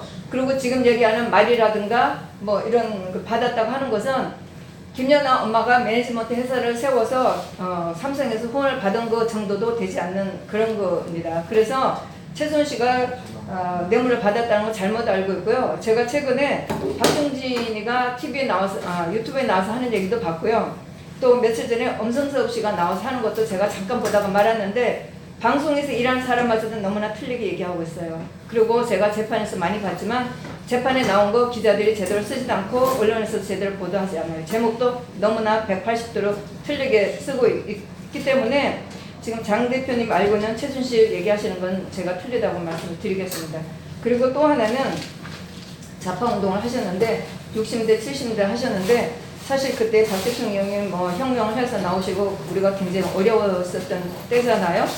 그랬는데 박 대통령이 나오시면서 정치에 관심이 있어서 욕심을 낸 건 아니고 나라를 뭐 5개년 1차, 2차, 3차 해서 나라를 개발시키려고 했는데 그게 그렇게 못마땅했는지 그 당시에 생각했던 민주화는 뭐였기 때문에 그렇게 민주화라고 하면서 했는지 사실 저는 지금에 와서 보면 민주화 운동했던 사람들 결코 고맙다는 생각은 안 듭니다. 네. 질문이 많았는데요. 근데요 아주 뭐 제가 말씀하시는 거 들으면 저분은 대략 어떤 생각을 하고 계신가 좀 짐작은 되죠. 짐작은 되는데 그 앞 맨 끝에 말씀 지난날 민주화 운동을 왜 했느냐 내가 볼 때는 5개년 계획도 세우고 또 경제 발전 이렇게 했는데 그때 참 그에 대해서는 오늘 뭐 말씀 생략합시다 하고 근데 하나 제가 좀 궁금한 점이 있는데요. 그것도 제가 이해는 됩니다. 그러니까 최순실 씨를 직접 거론해서 비난한 건 아니지만 어제니 하던 최순실을 잘못된 사람으로 전제하고 한 말 같아서 그러니까 이 제목 그 조선일보 그 제목부터가 벌써 거부반응이 있어서 안 읽으셨다 그랬죠? 네. 네? 그 제목이 그러니까 박근혜에게 최순실이가 한 명이라면 문재인에게는 10명이다. 그 제목이 거슬렸다는 거죠? 네. 예? 그 거슬린 거 제가 이해는 됩니다만 왜 거슬렸는지 조금 더 설명해 보시면 안 될까요? 그 기본적으로는 최순실 씨가 국정농단을 했다는 그런 전제인데 최순실 씨가 국정농단을 한 건 없어요. 만일 했다고 저희가 알고 있는 거는 충분히 할 수 있는 걸 언론이 그거를 과대 포장을 해서 국정을 농단했다고 하는 거고 연수물 고쳤다는 것도 대통령이 임기 전에 그 강요들이 만들어지기 전에 할 수 있는 거였고 충분히 그 사람은 할 수 있는 정도뿐이었어요. 그런데 그걸 가지고 언론이 부풀려서 사실 저도 2010년대 그 얘기 들었을 때는 최순실 씨가 대통령 임기 내내 4년 동안 했다고 생각했었어요. 그러나 그건 아니었었어요. 대통령이 강요가 꾸며지기 전에 취임하기 전에 잠깐 있었던 것 뿐이었었고 그 이후로 최순실가 한 거는 대통령한테 일주일에 한 번씩 들어와서 개인적인 신부름 해줬을 뿐이고 검사들도 최순실 한 거는 화장품, 속옷, 주스 사다 줬다고 얘기를 했어요. 그런데 그것이 너무나 과장돼서 최순실 씨가 4년 동안 대통령을 컨트롤했다고 이렇게 알려져 있는 상황이에요. 네, 뭐 좋습니다. 뭐 그렇게 그러나요. 내가 더 말을 안 하고 싶은데 저 질문하신 분도 비위를 건드릴 것 같아서 그러나 내가 이거 하나는 그래도 내가 공인이니까 좀 짚어줘야 되는데요. 그 중앙일보 태블릿 JTBC가 태블릿 PC를 공개한 것이 그게 대략 10월 24일입니다. 그걸 공개했을 때 바로 다음 날 오전 10시에 박근혜 대통령이 그것에 기초해서 대국민 사과를 했습니다. 아시죠? 네. 그 사과 왜 했습니까? 그러니까요. 그 그때부터 아니 박근혜 대통령이 인정을 안 해야지 그러면은 박근혜 대통령이 인정을 하고 대국민 사과를 했는데 최순실 씨가 잠깐 도와준 건 사실이고 아니 그게 잠깐 도와주면 박근혜 되지 어쨌든 박근혜 대통령이 사과를 했다고요. 그러니까 그게 대통령의 성격이에요. 그 잠깐 도와준 게 있는 거는 사실이니까 아니 그 대통령 사실인데 거부하자고 문제는 잠깐 그랬으면 잠깐 그랬다 하고 말해야지 왜 사과를 합니까? 그러니까 그거를 언론에서 과대 포장해서 아니 언론에서 과대 4년 포장하기 동안 전에 박근혜 대통령이 사과를 했다니까요. 사과를 했는데 4년 내내 했다는 얘기는 안 했잖아요. 아니 그때도 당시에도 안 했다 그랬어요. 저 진용이 짜여의 지지는 그럼 그렇게 해명만 하지 그 대국민 사과를 했다니까요. 그 당시 분위기는 사과를 안 하면 잡아먹을 것 같은 그런 언론의 분위기였습니다. 그렇다고 대통령이 그래 사실이 아닌 걸 사과하면 됩니까?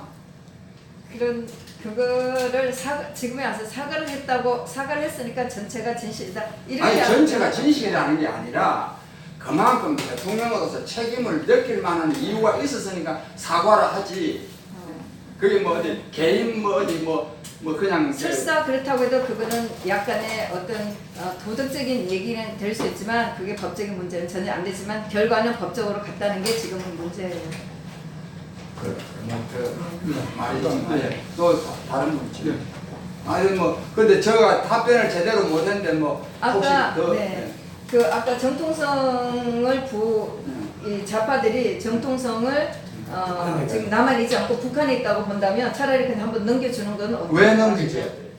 정통성이 그쪽에 있다고 생각하고 이게 뭐 북한에 김정은한테 넘겨주는 것도 아니고 지금 우리가 공산주의 국가도 아니고 그러면 이 좌파들이 단순히 정통성 갖고 그런다면 뭐 결국은 그들이 하는 대로 넘겨줄 수밖에 없는 그런 상황이 아닌가요? 왜 제가 저 문재인 정권한테요 제가 왜 몇 개나 됩니까? 예? 넘겨주려고 해도 못 넘겨 절대로 저는 반대하죠. 거기에는 이제 동의하지 못하신다 이 말씀을 하시는 거죠. 예, 제가 질문하겠습니다.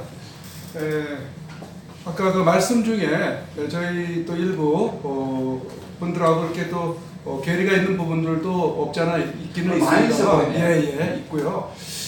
지금 트럼프 대통령에 대한 저희의 생각과 또 실질적으로 우리 장 대표님이 보시는 관점이 많이 차이가 좀 있어 보이는 것 같은데 트럼프는 반드시 북한의 김정은을 어쨌든 굴복시키든지 아니면 말을 안 들으면은 어쨌든 괴멸을 시키든지 그렇게 할 걸로 저희는 생각을 하고 북핵 문제를 용인하지 않고 해결할 걸로 이렇게 저희는 기대를 하고 있었는데 장 대표님의 생각은 좀 다르신 것 같은데 그렇다면 문재인이 고든창의 말에 의하면 북한의 간첩이다라고까지 이렇게 표현을 했던 적도 있었는데 저희 대부분은 그렇게 알고 있거든요, 사실은. 그래서 북한과 긴밀하게 내통을 하고 있는 그런 문재인으로 이렇게 보고 있는데 지금 장 대표님의 시각은 또 그게 아닌 걸로 이렇게 아니 그건 또 다른 얘기지. 그게 아니다. 간첩이 아니라는 거지. 그러니까 간첩이 아니다. 그런 그 관점을 보고 계시는데 그렇다면 북한이 지금까지 남한을 적화시키기 위한 70년간의 그 노력을 계속 해오고 있는 걸로 그렇게 알고 있고요. 지금도 적화를 포기하지 않은 걸로 저희는 그렇게 알고 있거든요. 그래서 남침을 위한 그 땅굴도 남한에 굉장히 많이 굴착해 놓은 걸로 제가 민간 탐사대 입장에서 현장을 다녀봤을 때 그렇게 지금 알고 있고 그런데 과연 북한이 대남 적화 야욕을 포기한 건지 그렇다면은 우리는 북한의 남침 그러니까 문재인이 지금 군사 분계선에 지뢰를 제거했고 해상 NLL 문제 공중 적대적 어떤 그 침략 행위의 영역을 저희가 많이 양보를 했고 여러 가지 지금 무장 해제를 해놓고 있는 상황에서 저희는 안보적 불안을 굉장히 가지고 있거든요. 그러면 안보적 불안은 해소를 해도 되는 건지 단지 경제적 붕괴를 우리 장 대표님은 염려를 하시는 건지 저희는 어떤 쪽으로 더 치중을 해서 신경을 써야 될 것인지 이 부분에 대해서 좀 답변을 듣고 싶습니다. 우선요 국가 안보는요 시작해서 아까 그랬잖아요. 9.19 군사합의 폐기해야 된다고. 국가 안보를 튼튼히 해야 됩니다. 북한이 핵무기를 갖고 있는 상황에서 자꾸만 지뢰 없애고 동해 바다 서해 바다에 어디까지 나오지 말고 남한만 무장 해제하게 되는 거예요. 그런 걸 하면 안 되고요. 그다음에 북한이 도발할 의도가 없는 것 같을 경우에는 그거 크게 문제가 아니죠. 북한이요 적화 통일을 하지 않는다는 것과 그건 또 다른 문제입니다. 북한은 지금요 적화 통일을 하지 않습니다. 왜? 여러분 한번 생각해 보세요. 적화 통일이라고 그래. 김정은이가 이제 남북한을 다 통치해가지고 김정은이가 대통령이든지 무슨 국무위원장이 되면 그 밑에서 이 남한 사람들이 살겠습니까? 그리고 그 다음에 이 점을 아셔야 됩니다. 지금 문재인 세력은요, 이 주사파 세력은요, 통일을 반대하는 사람들입니다. 90년대 초반까지는요, 이 사람들은요, 계속 통일입니다. 지금은요, 나는 이거 통일해야 된다고 주장하는 사람이거든요. 통일을 자꾸만 주장을 하면 이 주사파들은요, 수구 꼴통이라 그럽니다. 왜? 현 시점에서 통일을 하면 남한이 북한을 흡수하는 통일일 수밖에 없다 이겁니다. 그래서 이 문재인 정권도요 절대로 통일하자고 말하지 않습니다. 무엇든지 평화입니다. 평화. 지금 휴전선에 올레길이가 만들어난 거 있잖아요. 그 길도 평화의 길입니다. 전부 다 여기 광주 올림픽도요 다이브 인 피스 평화를 얼마 전에 수영대회 했잖아요. 그것도 다 전부가 평화입니다. 평화라는 게 뭐냐? 평화공존하자는 겁니다. 평화공존, 저는 이걸 배격합니다. 평화공존을 저는 반대하는 사람입니다. 왜? 이거는 북한 김정은 정권의 유지를 인정하자는 거거든. 김정은 정권은 붕괴돼야 됩니다. 왜? 또 붕괴될 가능성도 있습니다. 왜 그러냐? 우리 남한 때문에도 붕괴돼야 되지만 북한 동포들 때문에도 붕괴가 돼야 돼요. 북한 동포들이 빈곤과 억압에서부터 벗어날 수 있는 유일한 길이 뭐냐? 남한과의 통일이다 말입니다. 김정은 정권 붕괴돼야 됩니다. 이거 붕괴를 위해서 해야 되는데 근데 지금 이 주사파 세력들은 전부 다 뭐 하느냐? 평화공존하자 이거예요. 평화공존. 이게 하면 안 되는 겁니다. 그래서 이 사람들은 통일하자는 게 아니에요. 통일하자 하면 거꾸로 수구 꼴통이라 합니다. 수구 꼴통. 제가 알기로는 고려연방제를 주장하는 걸로 알고 있습니다. 김일성 때서부터 지금 그 고려 연방제를 주장을 하고 있고 지금도 하고 있고 지금 문재인 정부까지도 그 고려 연방제를 위해서 지금 이 상태를 만들어 놓은 게 아닌가라고 생각을 하고 있는데 그 점에 대해서는 어떻게 생각하십니까? 그런데요, 이처럼 통일을 안 하려 한다고 했어요. 그러면 통일이라는 말을 안 하느냐? 입만 벌리면 통일입니다. 북한 사람들은 북한 주민들한테 가서 물어보셔요. 다 통일해야 된다. 또 북한 정권도요, 기회 있으면 통일해야 된다.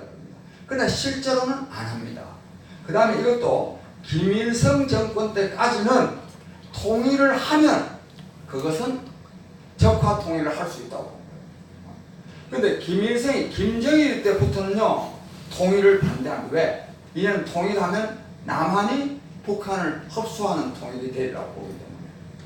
지금 그래서 통일을, 그래서 이 문재인 정부는 전혀 통일, 그래서 이 김대중 대통령조차도요, 통일을 자꾸 주장하지 않았습니다. 통일을 주장하면 북한이 굉장히 싫어합니다. 그래서 김대중 대통령 때 난 이걸 기억을 하는데, 앞으로 통일은 20년 후에나 될 거다. 이렇게 말. 그래야 북한이 안심을 합니다. 북한 정권은 통일을 원하지 않습니다. 통일은 원하지 않는데 평화를 지금 강조를 하셨는데, 그러면 아까 지금 현재 문재인 정부는 공산화를, 이 나라를 공산화를 만들지 않을 거라고 말씀을 하셨어요. 근데 지금 이 나라 공산화를 하려고 가고 있는, 그 길을 가고 있는 거잖아요. 근데 그거는요, 이 공산화는, 예? 북한도 지금 뭐 공산화라고 말하기도 어려운데, 이 문재인 정권의 여러 가지 이른바 좌파, 저는 이 좌파라는 용어도 요즘 참 너무 보편화돼 가지고 안 쓸 수가 없는데, 이 좌파라는 말은 프랑스에서도 나왔는데, 프랑스 사람들이요, 이 원조 좌파가 이 문재인 정권을 보면 참 이거 우리를 못 오게도 분수가 있지 이렇게 생각할 정도인데, 그건 그렇고요. 여기 지금 몇 가지 쓰는 정책들이 굉장히 말하면 국가주의적인 것 같고, 사회보장제도 같은 이런 거다 사회주의적인 것 같지만, 이 사회보장제도는요, 사회주의하고 다른 겁니다. 이 서유럽 국가들이 공산주의가 안 된 것은 사회보장제도 때문에 안 된 겁니다. 만약에 서유럽 국가들이 복지국가를 안 했으면 진짜 공산주의가 되어버렸어요. 그런데 지금 우리나라에서는 지금 엄청난 착각을 하고 있는 거예요. 우리나라에서는 계속 지금 이 복지정책을요, 사회주의로 가는 거라고 자꾸 주장합니다. 이건 뭐냐? 조선일보를 비롯해서 이 반복지주의자들이 이걸 계속 이렇게나 이 프레임을 거는 겁니다. 이 조선일보가요, 결과적으로는요, 문재인 정권을 굉장히 도와줄 가능성이 있습니다. 결정적인 차원에서는. 저는 그래서 여러분들이 그 말씀 자꾸 사회주의, 이 공산화된다. 이 공산화가, 그것도 뭐 문재인이가 아무리, 저는 앞으로요, 문재인은요, 임기도 채울지 의문이고, 임기 3년 채우자마자요, 야당이 집권해도 문재인 씨는 갈 때가 정해져 있습니다. 여당이 집권해도 갈 때가 정해져 있습니다. 무슨 놈의 공산화를 합니까? 그러면 평화 하는데 지금 이게 평화로 가는 길입니까? 이건 평화로, 저는 그래서요, 내가 가까운 사람들이 평화운동 많이 하지 않아요. 그것은 아주 잘못된 운동이다. 이건 뭐냐? 이 평화운동은 은근히 반미운동 하자는 거거든. 지금 위장 평화를 하고 있는 거죠. 그 위장평화죠. 위장평화. 그래서 이건 내가 그래서 이걸 구탄하는 겁니다. 이 평화는 평화가 아니지. 왜? 이 평화를 강조하는 거는요, 은근히, 그러니까 이 우리나라는요, 여러분들 잘 들어요. 여기 지금 보니까 굉장히 말하자면 박근혜 대통령 지지하는 분들이 꽤나 많은 것 같은데, 저 연합회 자체가 그런 그 회원들로 구성이 되어 있습니다. 아, 그래요? 예, 예. 그러시면 저 말씀이 참 이해가 잘 안 될 텐데, 얼마 전에 트럼프 대통령이 6월 30일 왔죠? 아, 근데 요 말을 하기 전에, 아까 뭐 어떤 분이 트럼프 대통령 요 말 해놓고 왔는데요, 이른바 보수 진영에서는 청계광장에서요, 트럼프 환영대 했죠? 네? 환영대 했어요. 네, 불사했습니다. 가문 전부 다 했어요. 저희 다 했습니다. 또 어느 또 저쪽에서 또 진보 진영에서는 트럼프 또 돌아가라고 또 반대 데모했어요. 좌파들은요. 네. 이름 나는 뭐 좌파를, 이거는 거꾸로입니다. 이게 트럼프 대통령은 지금 우리가 싫어하는 북한 핵무기 용인하고 있고, 북한하고 관계 좋으려고 하니까 진짜 보수 세력이 반대해야 되는 거 아닙니까? 근데 환영하고 있고 또 저쪽 진보 이른바 좌파는 트럼프 대통령이 북한의 핵무기 보유를 용인하면 좋아할 사람들이거든요. 이 사람들은 또 트럼프 반대하는 이런 상황에 빠져 있습니다. 여러분, 내 이왕 말씀 남김에 하나 더 여러분들 편들 얘기를 내가 하나 해야 되는데 이거는 뭐 방송에 나가도 좋고 안 나와도 좋은데 지난 2016년 9월 3일 2016년이죠 아마 9월 3일 이른바 중국의 전성기념일이라는 게 있었어요. 예? 전성기념일이 있었는데 그래서 박근혜 대통령이 미국 등등의 반대에도 불구하고 전성기념일에 갔죠. 서방 세계에서는 혼자 갔어요. 푸틴 대통령 왔어요. 그러니까 이 트럼프 대통령은 얼마나 고맙습니까? 와줬으니까. 시진핑.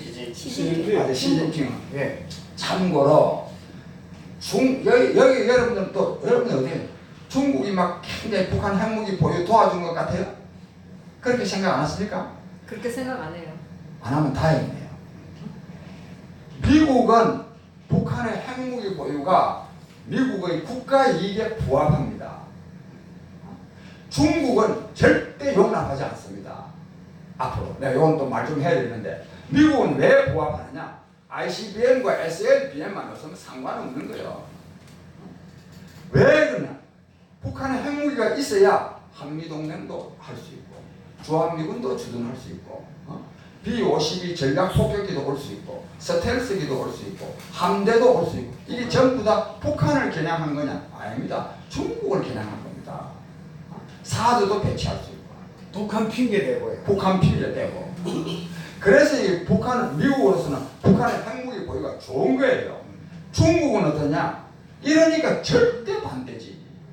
북한의 핵무기를 이유로 해가지고 맨날 B-52 전략 맨날은 아니지만 전략 폭격기라는 건요 전략이라는 말은 전쟁 때 쓰는 무기입니다.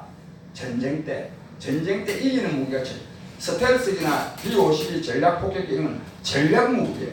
이게 다 오는 거예요. 그래서 사드 배치할 때 중국이 얼마나 반대했습니까? 그게 뭐 중국을 겨냥한 게 아니다. 뭐 북한을 겨냥한 거다 하지만 중국 사람들은 바보입니까? 다 사거리가 2,000km인데 2,000km면 중국 전역이 다 들어갑니다. 그래서 중국이 그처럼 반대합니다. 이런 데 대해서 그런데 이런 상황인데도 불구하고 시진핑 주석은요 대한민국과 박근혜 대통령과 친하기 위해서 굉장히 노력한 거 여러분 아시죠? 예? 집권하자마자요 그해 7월달에 여기 왔지 않습니까? 정상회담을 얼마나 많이 했습니까? 그래가지고 9월 3일 전성절 기념일에 박근혜 천안문 광장에 서는데 여기 이제 시진핑 두 번째는 아무래도 푸틴이 서야 안 되겠어요? 그 다음에 박근혜 대통령이 서니까 대접을 가니까 박근혜 대통령이 하루 전에 오라고 한 거예요. 푸틴은 당일에 왔습니다. 하루 전에 오라고 해서 오찬을 같이 했어요. 같이 할 때 뭐라고 말했느냐? 엄청난 선물을 안겼습니다. 엄청난 선물을 무슨 선물을? 박근혜 대통령 이 북한 핵 문제 이거 해결하려고 하고 또 통일도 해야 되는데 이 한반도 통일을 위해서 우리 중국이 적극적으로 도와주겠습니다. 이렇게 말했고요. 중국은 평소 한반도 통일을 절대로 인정하지 않는 나라입니다. 여기 정동영이가요 통일부 장관 때 통일부 장관으로서 비자를 신청했는데 비자를 안 내줬습니다. 그래서 NSC 부의장인가 그 자격으로 중국 간 일이 있습니다. 그만큼 통일을 인정하지 않는데 박근혜 대통령 왔는데 그런 선물을 주고 그래서 이제 박근혜 대통령이 이걸 말을 하고 싶은데 기자들은 저거 밥이나 먹고 묻지도 않는 거예요. 그리고 비행기 상하이 인정 건물들을 본다 하면서 상하이 가는 공항에서 기자들을 만나서 이 말을 했어요. 했는데도 한국 기자들은요, 중국이 상투적으로 그런 말 해모해도 제가 기사가 조그맣게 났어요. 그러니까 이제 얼마나 박근혜 대통령으로서는 엄청난 선물을 받아왔는데, 아다도 안 주니까 청와대 귀국해가지고요, 정식으로 딱 보도자료를 만들어가지고 쫙 뿌렸습니다. 그러니까 중국이 한반도 통일을 위해서 단계적으로 지원한다고 한다. 이게 조선일보 같은 데 일면 머리 기사로 꽉 났습니다. 그래 났더니요 우리나라 이 보수 세력과 진보 세력은 어떻게 대응하는지 아세요? 조선일보 등을 비롯해서 조선일보, 뭐 중앙일보 뭐 이런 데는 통일을 하려고 그러면 말이지 미국하고 협력해가지고 통일을 해야 되지 무슨 놈은 중국하고 협력해가 통일하나 이래가지고요 융단폭격을 했습니다. 완전히 목사발을 만들어요.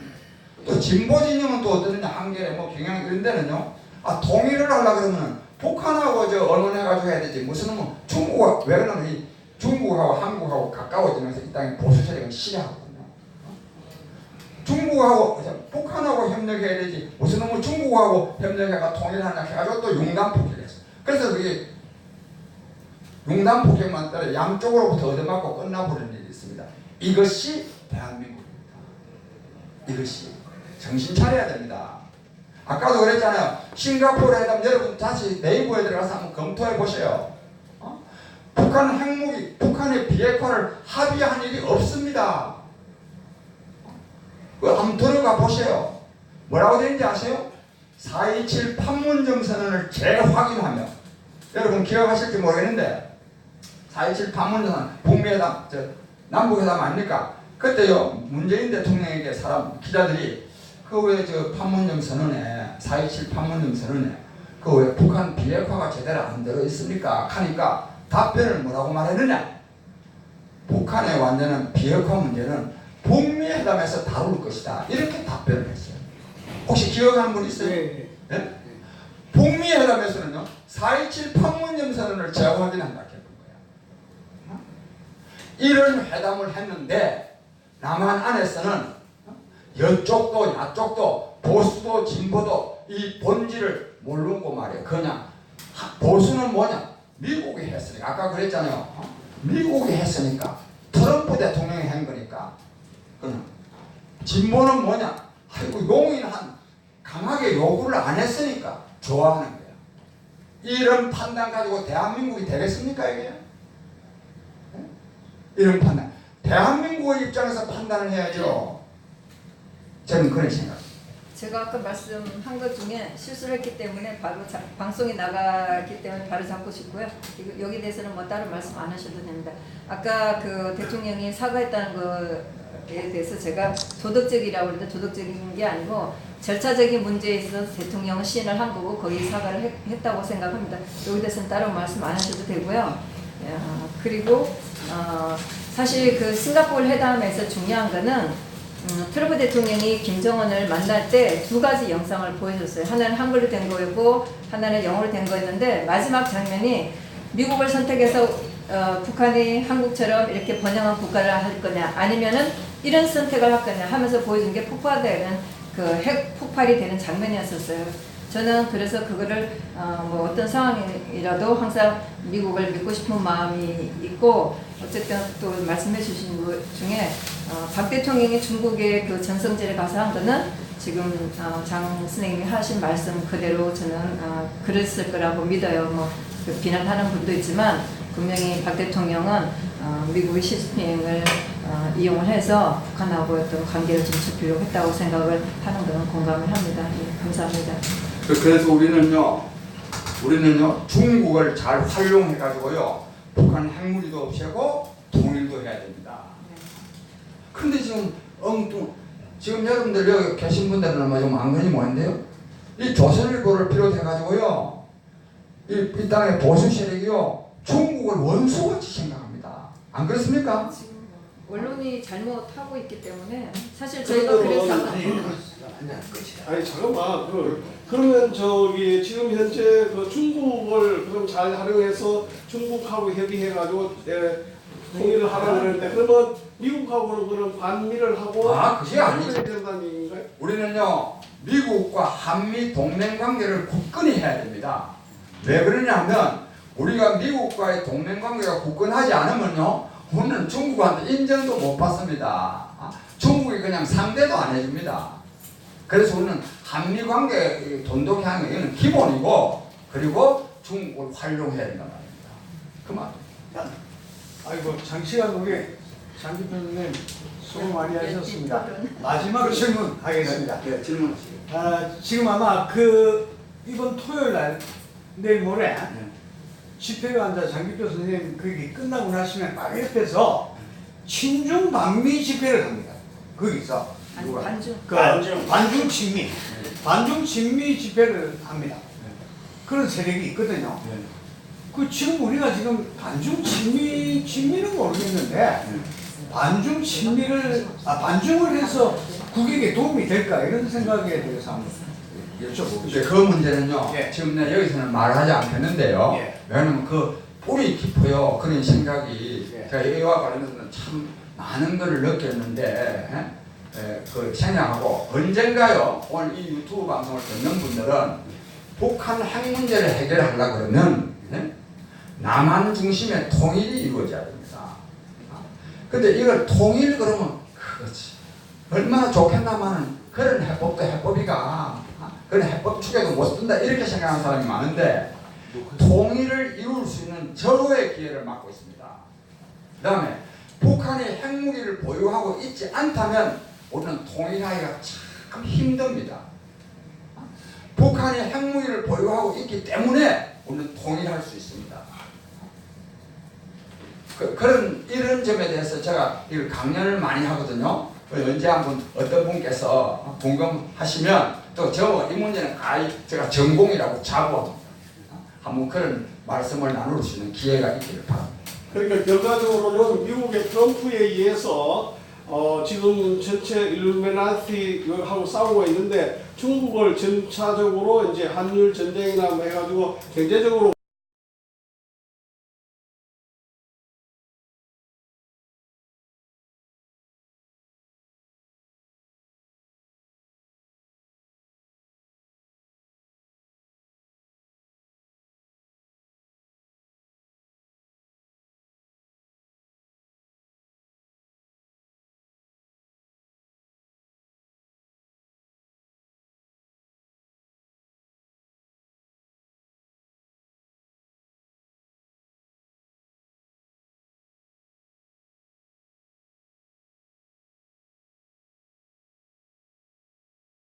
그건 통일 안 되고 김정은은 붕괴시켜야 돼요.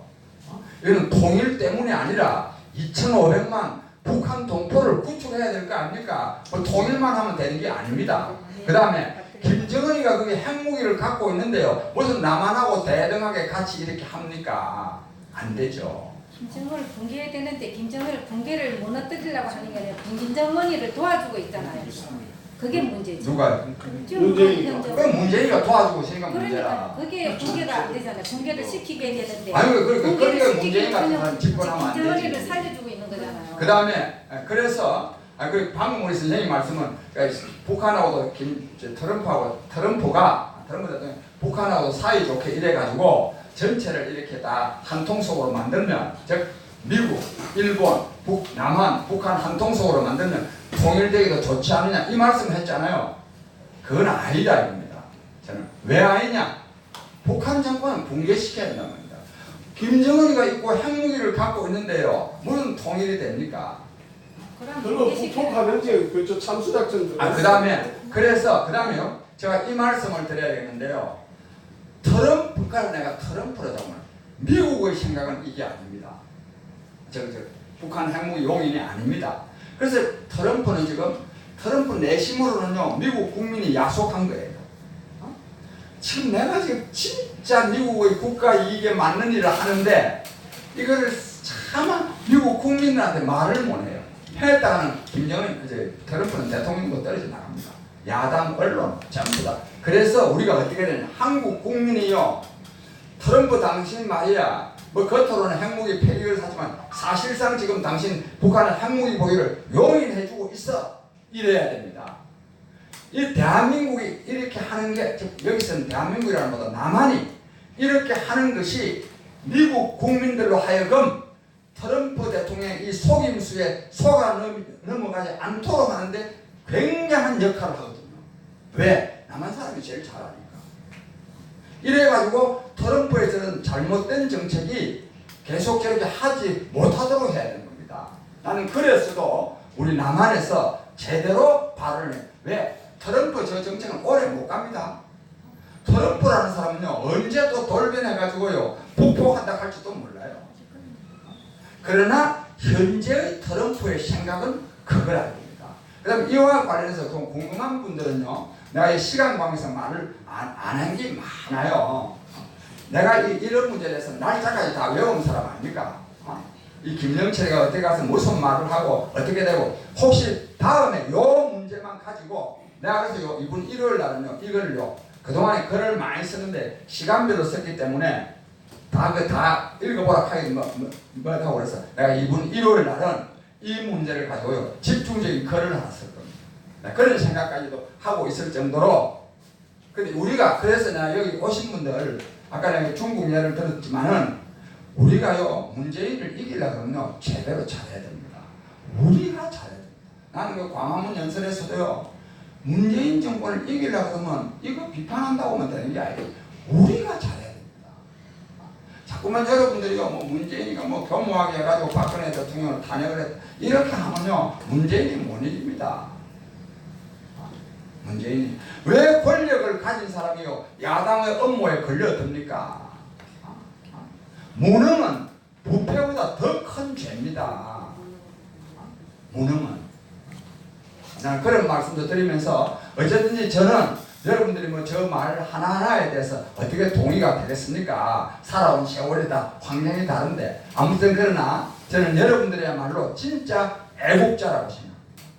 그러니까 우리가 애국하는 마음에서는 저나 여러분들은 조금 더 저는 애국 마음 자체는 저는 다름이 없다고 생각합니다. 방법론상의 차이이니까 이런 것은 앞으로 우리가 대화를 통해서 또 토론을 통해서 극복해 나갔으면 합니다.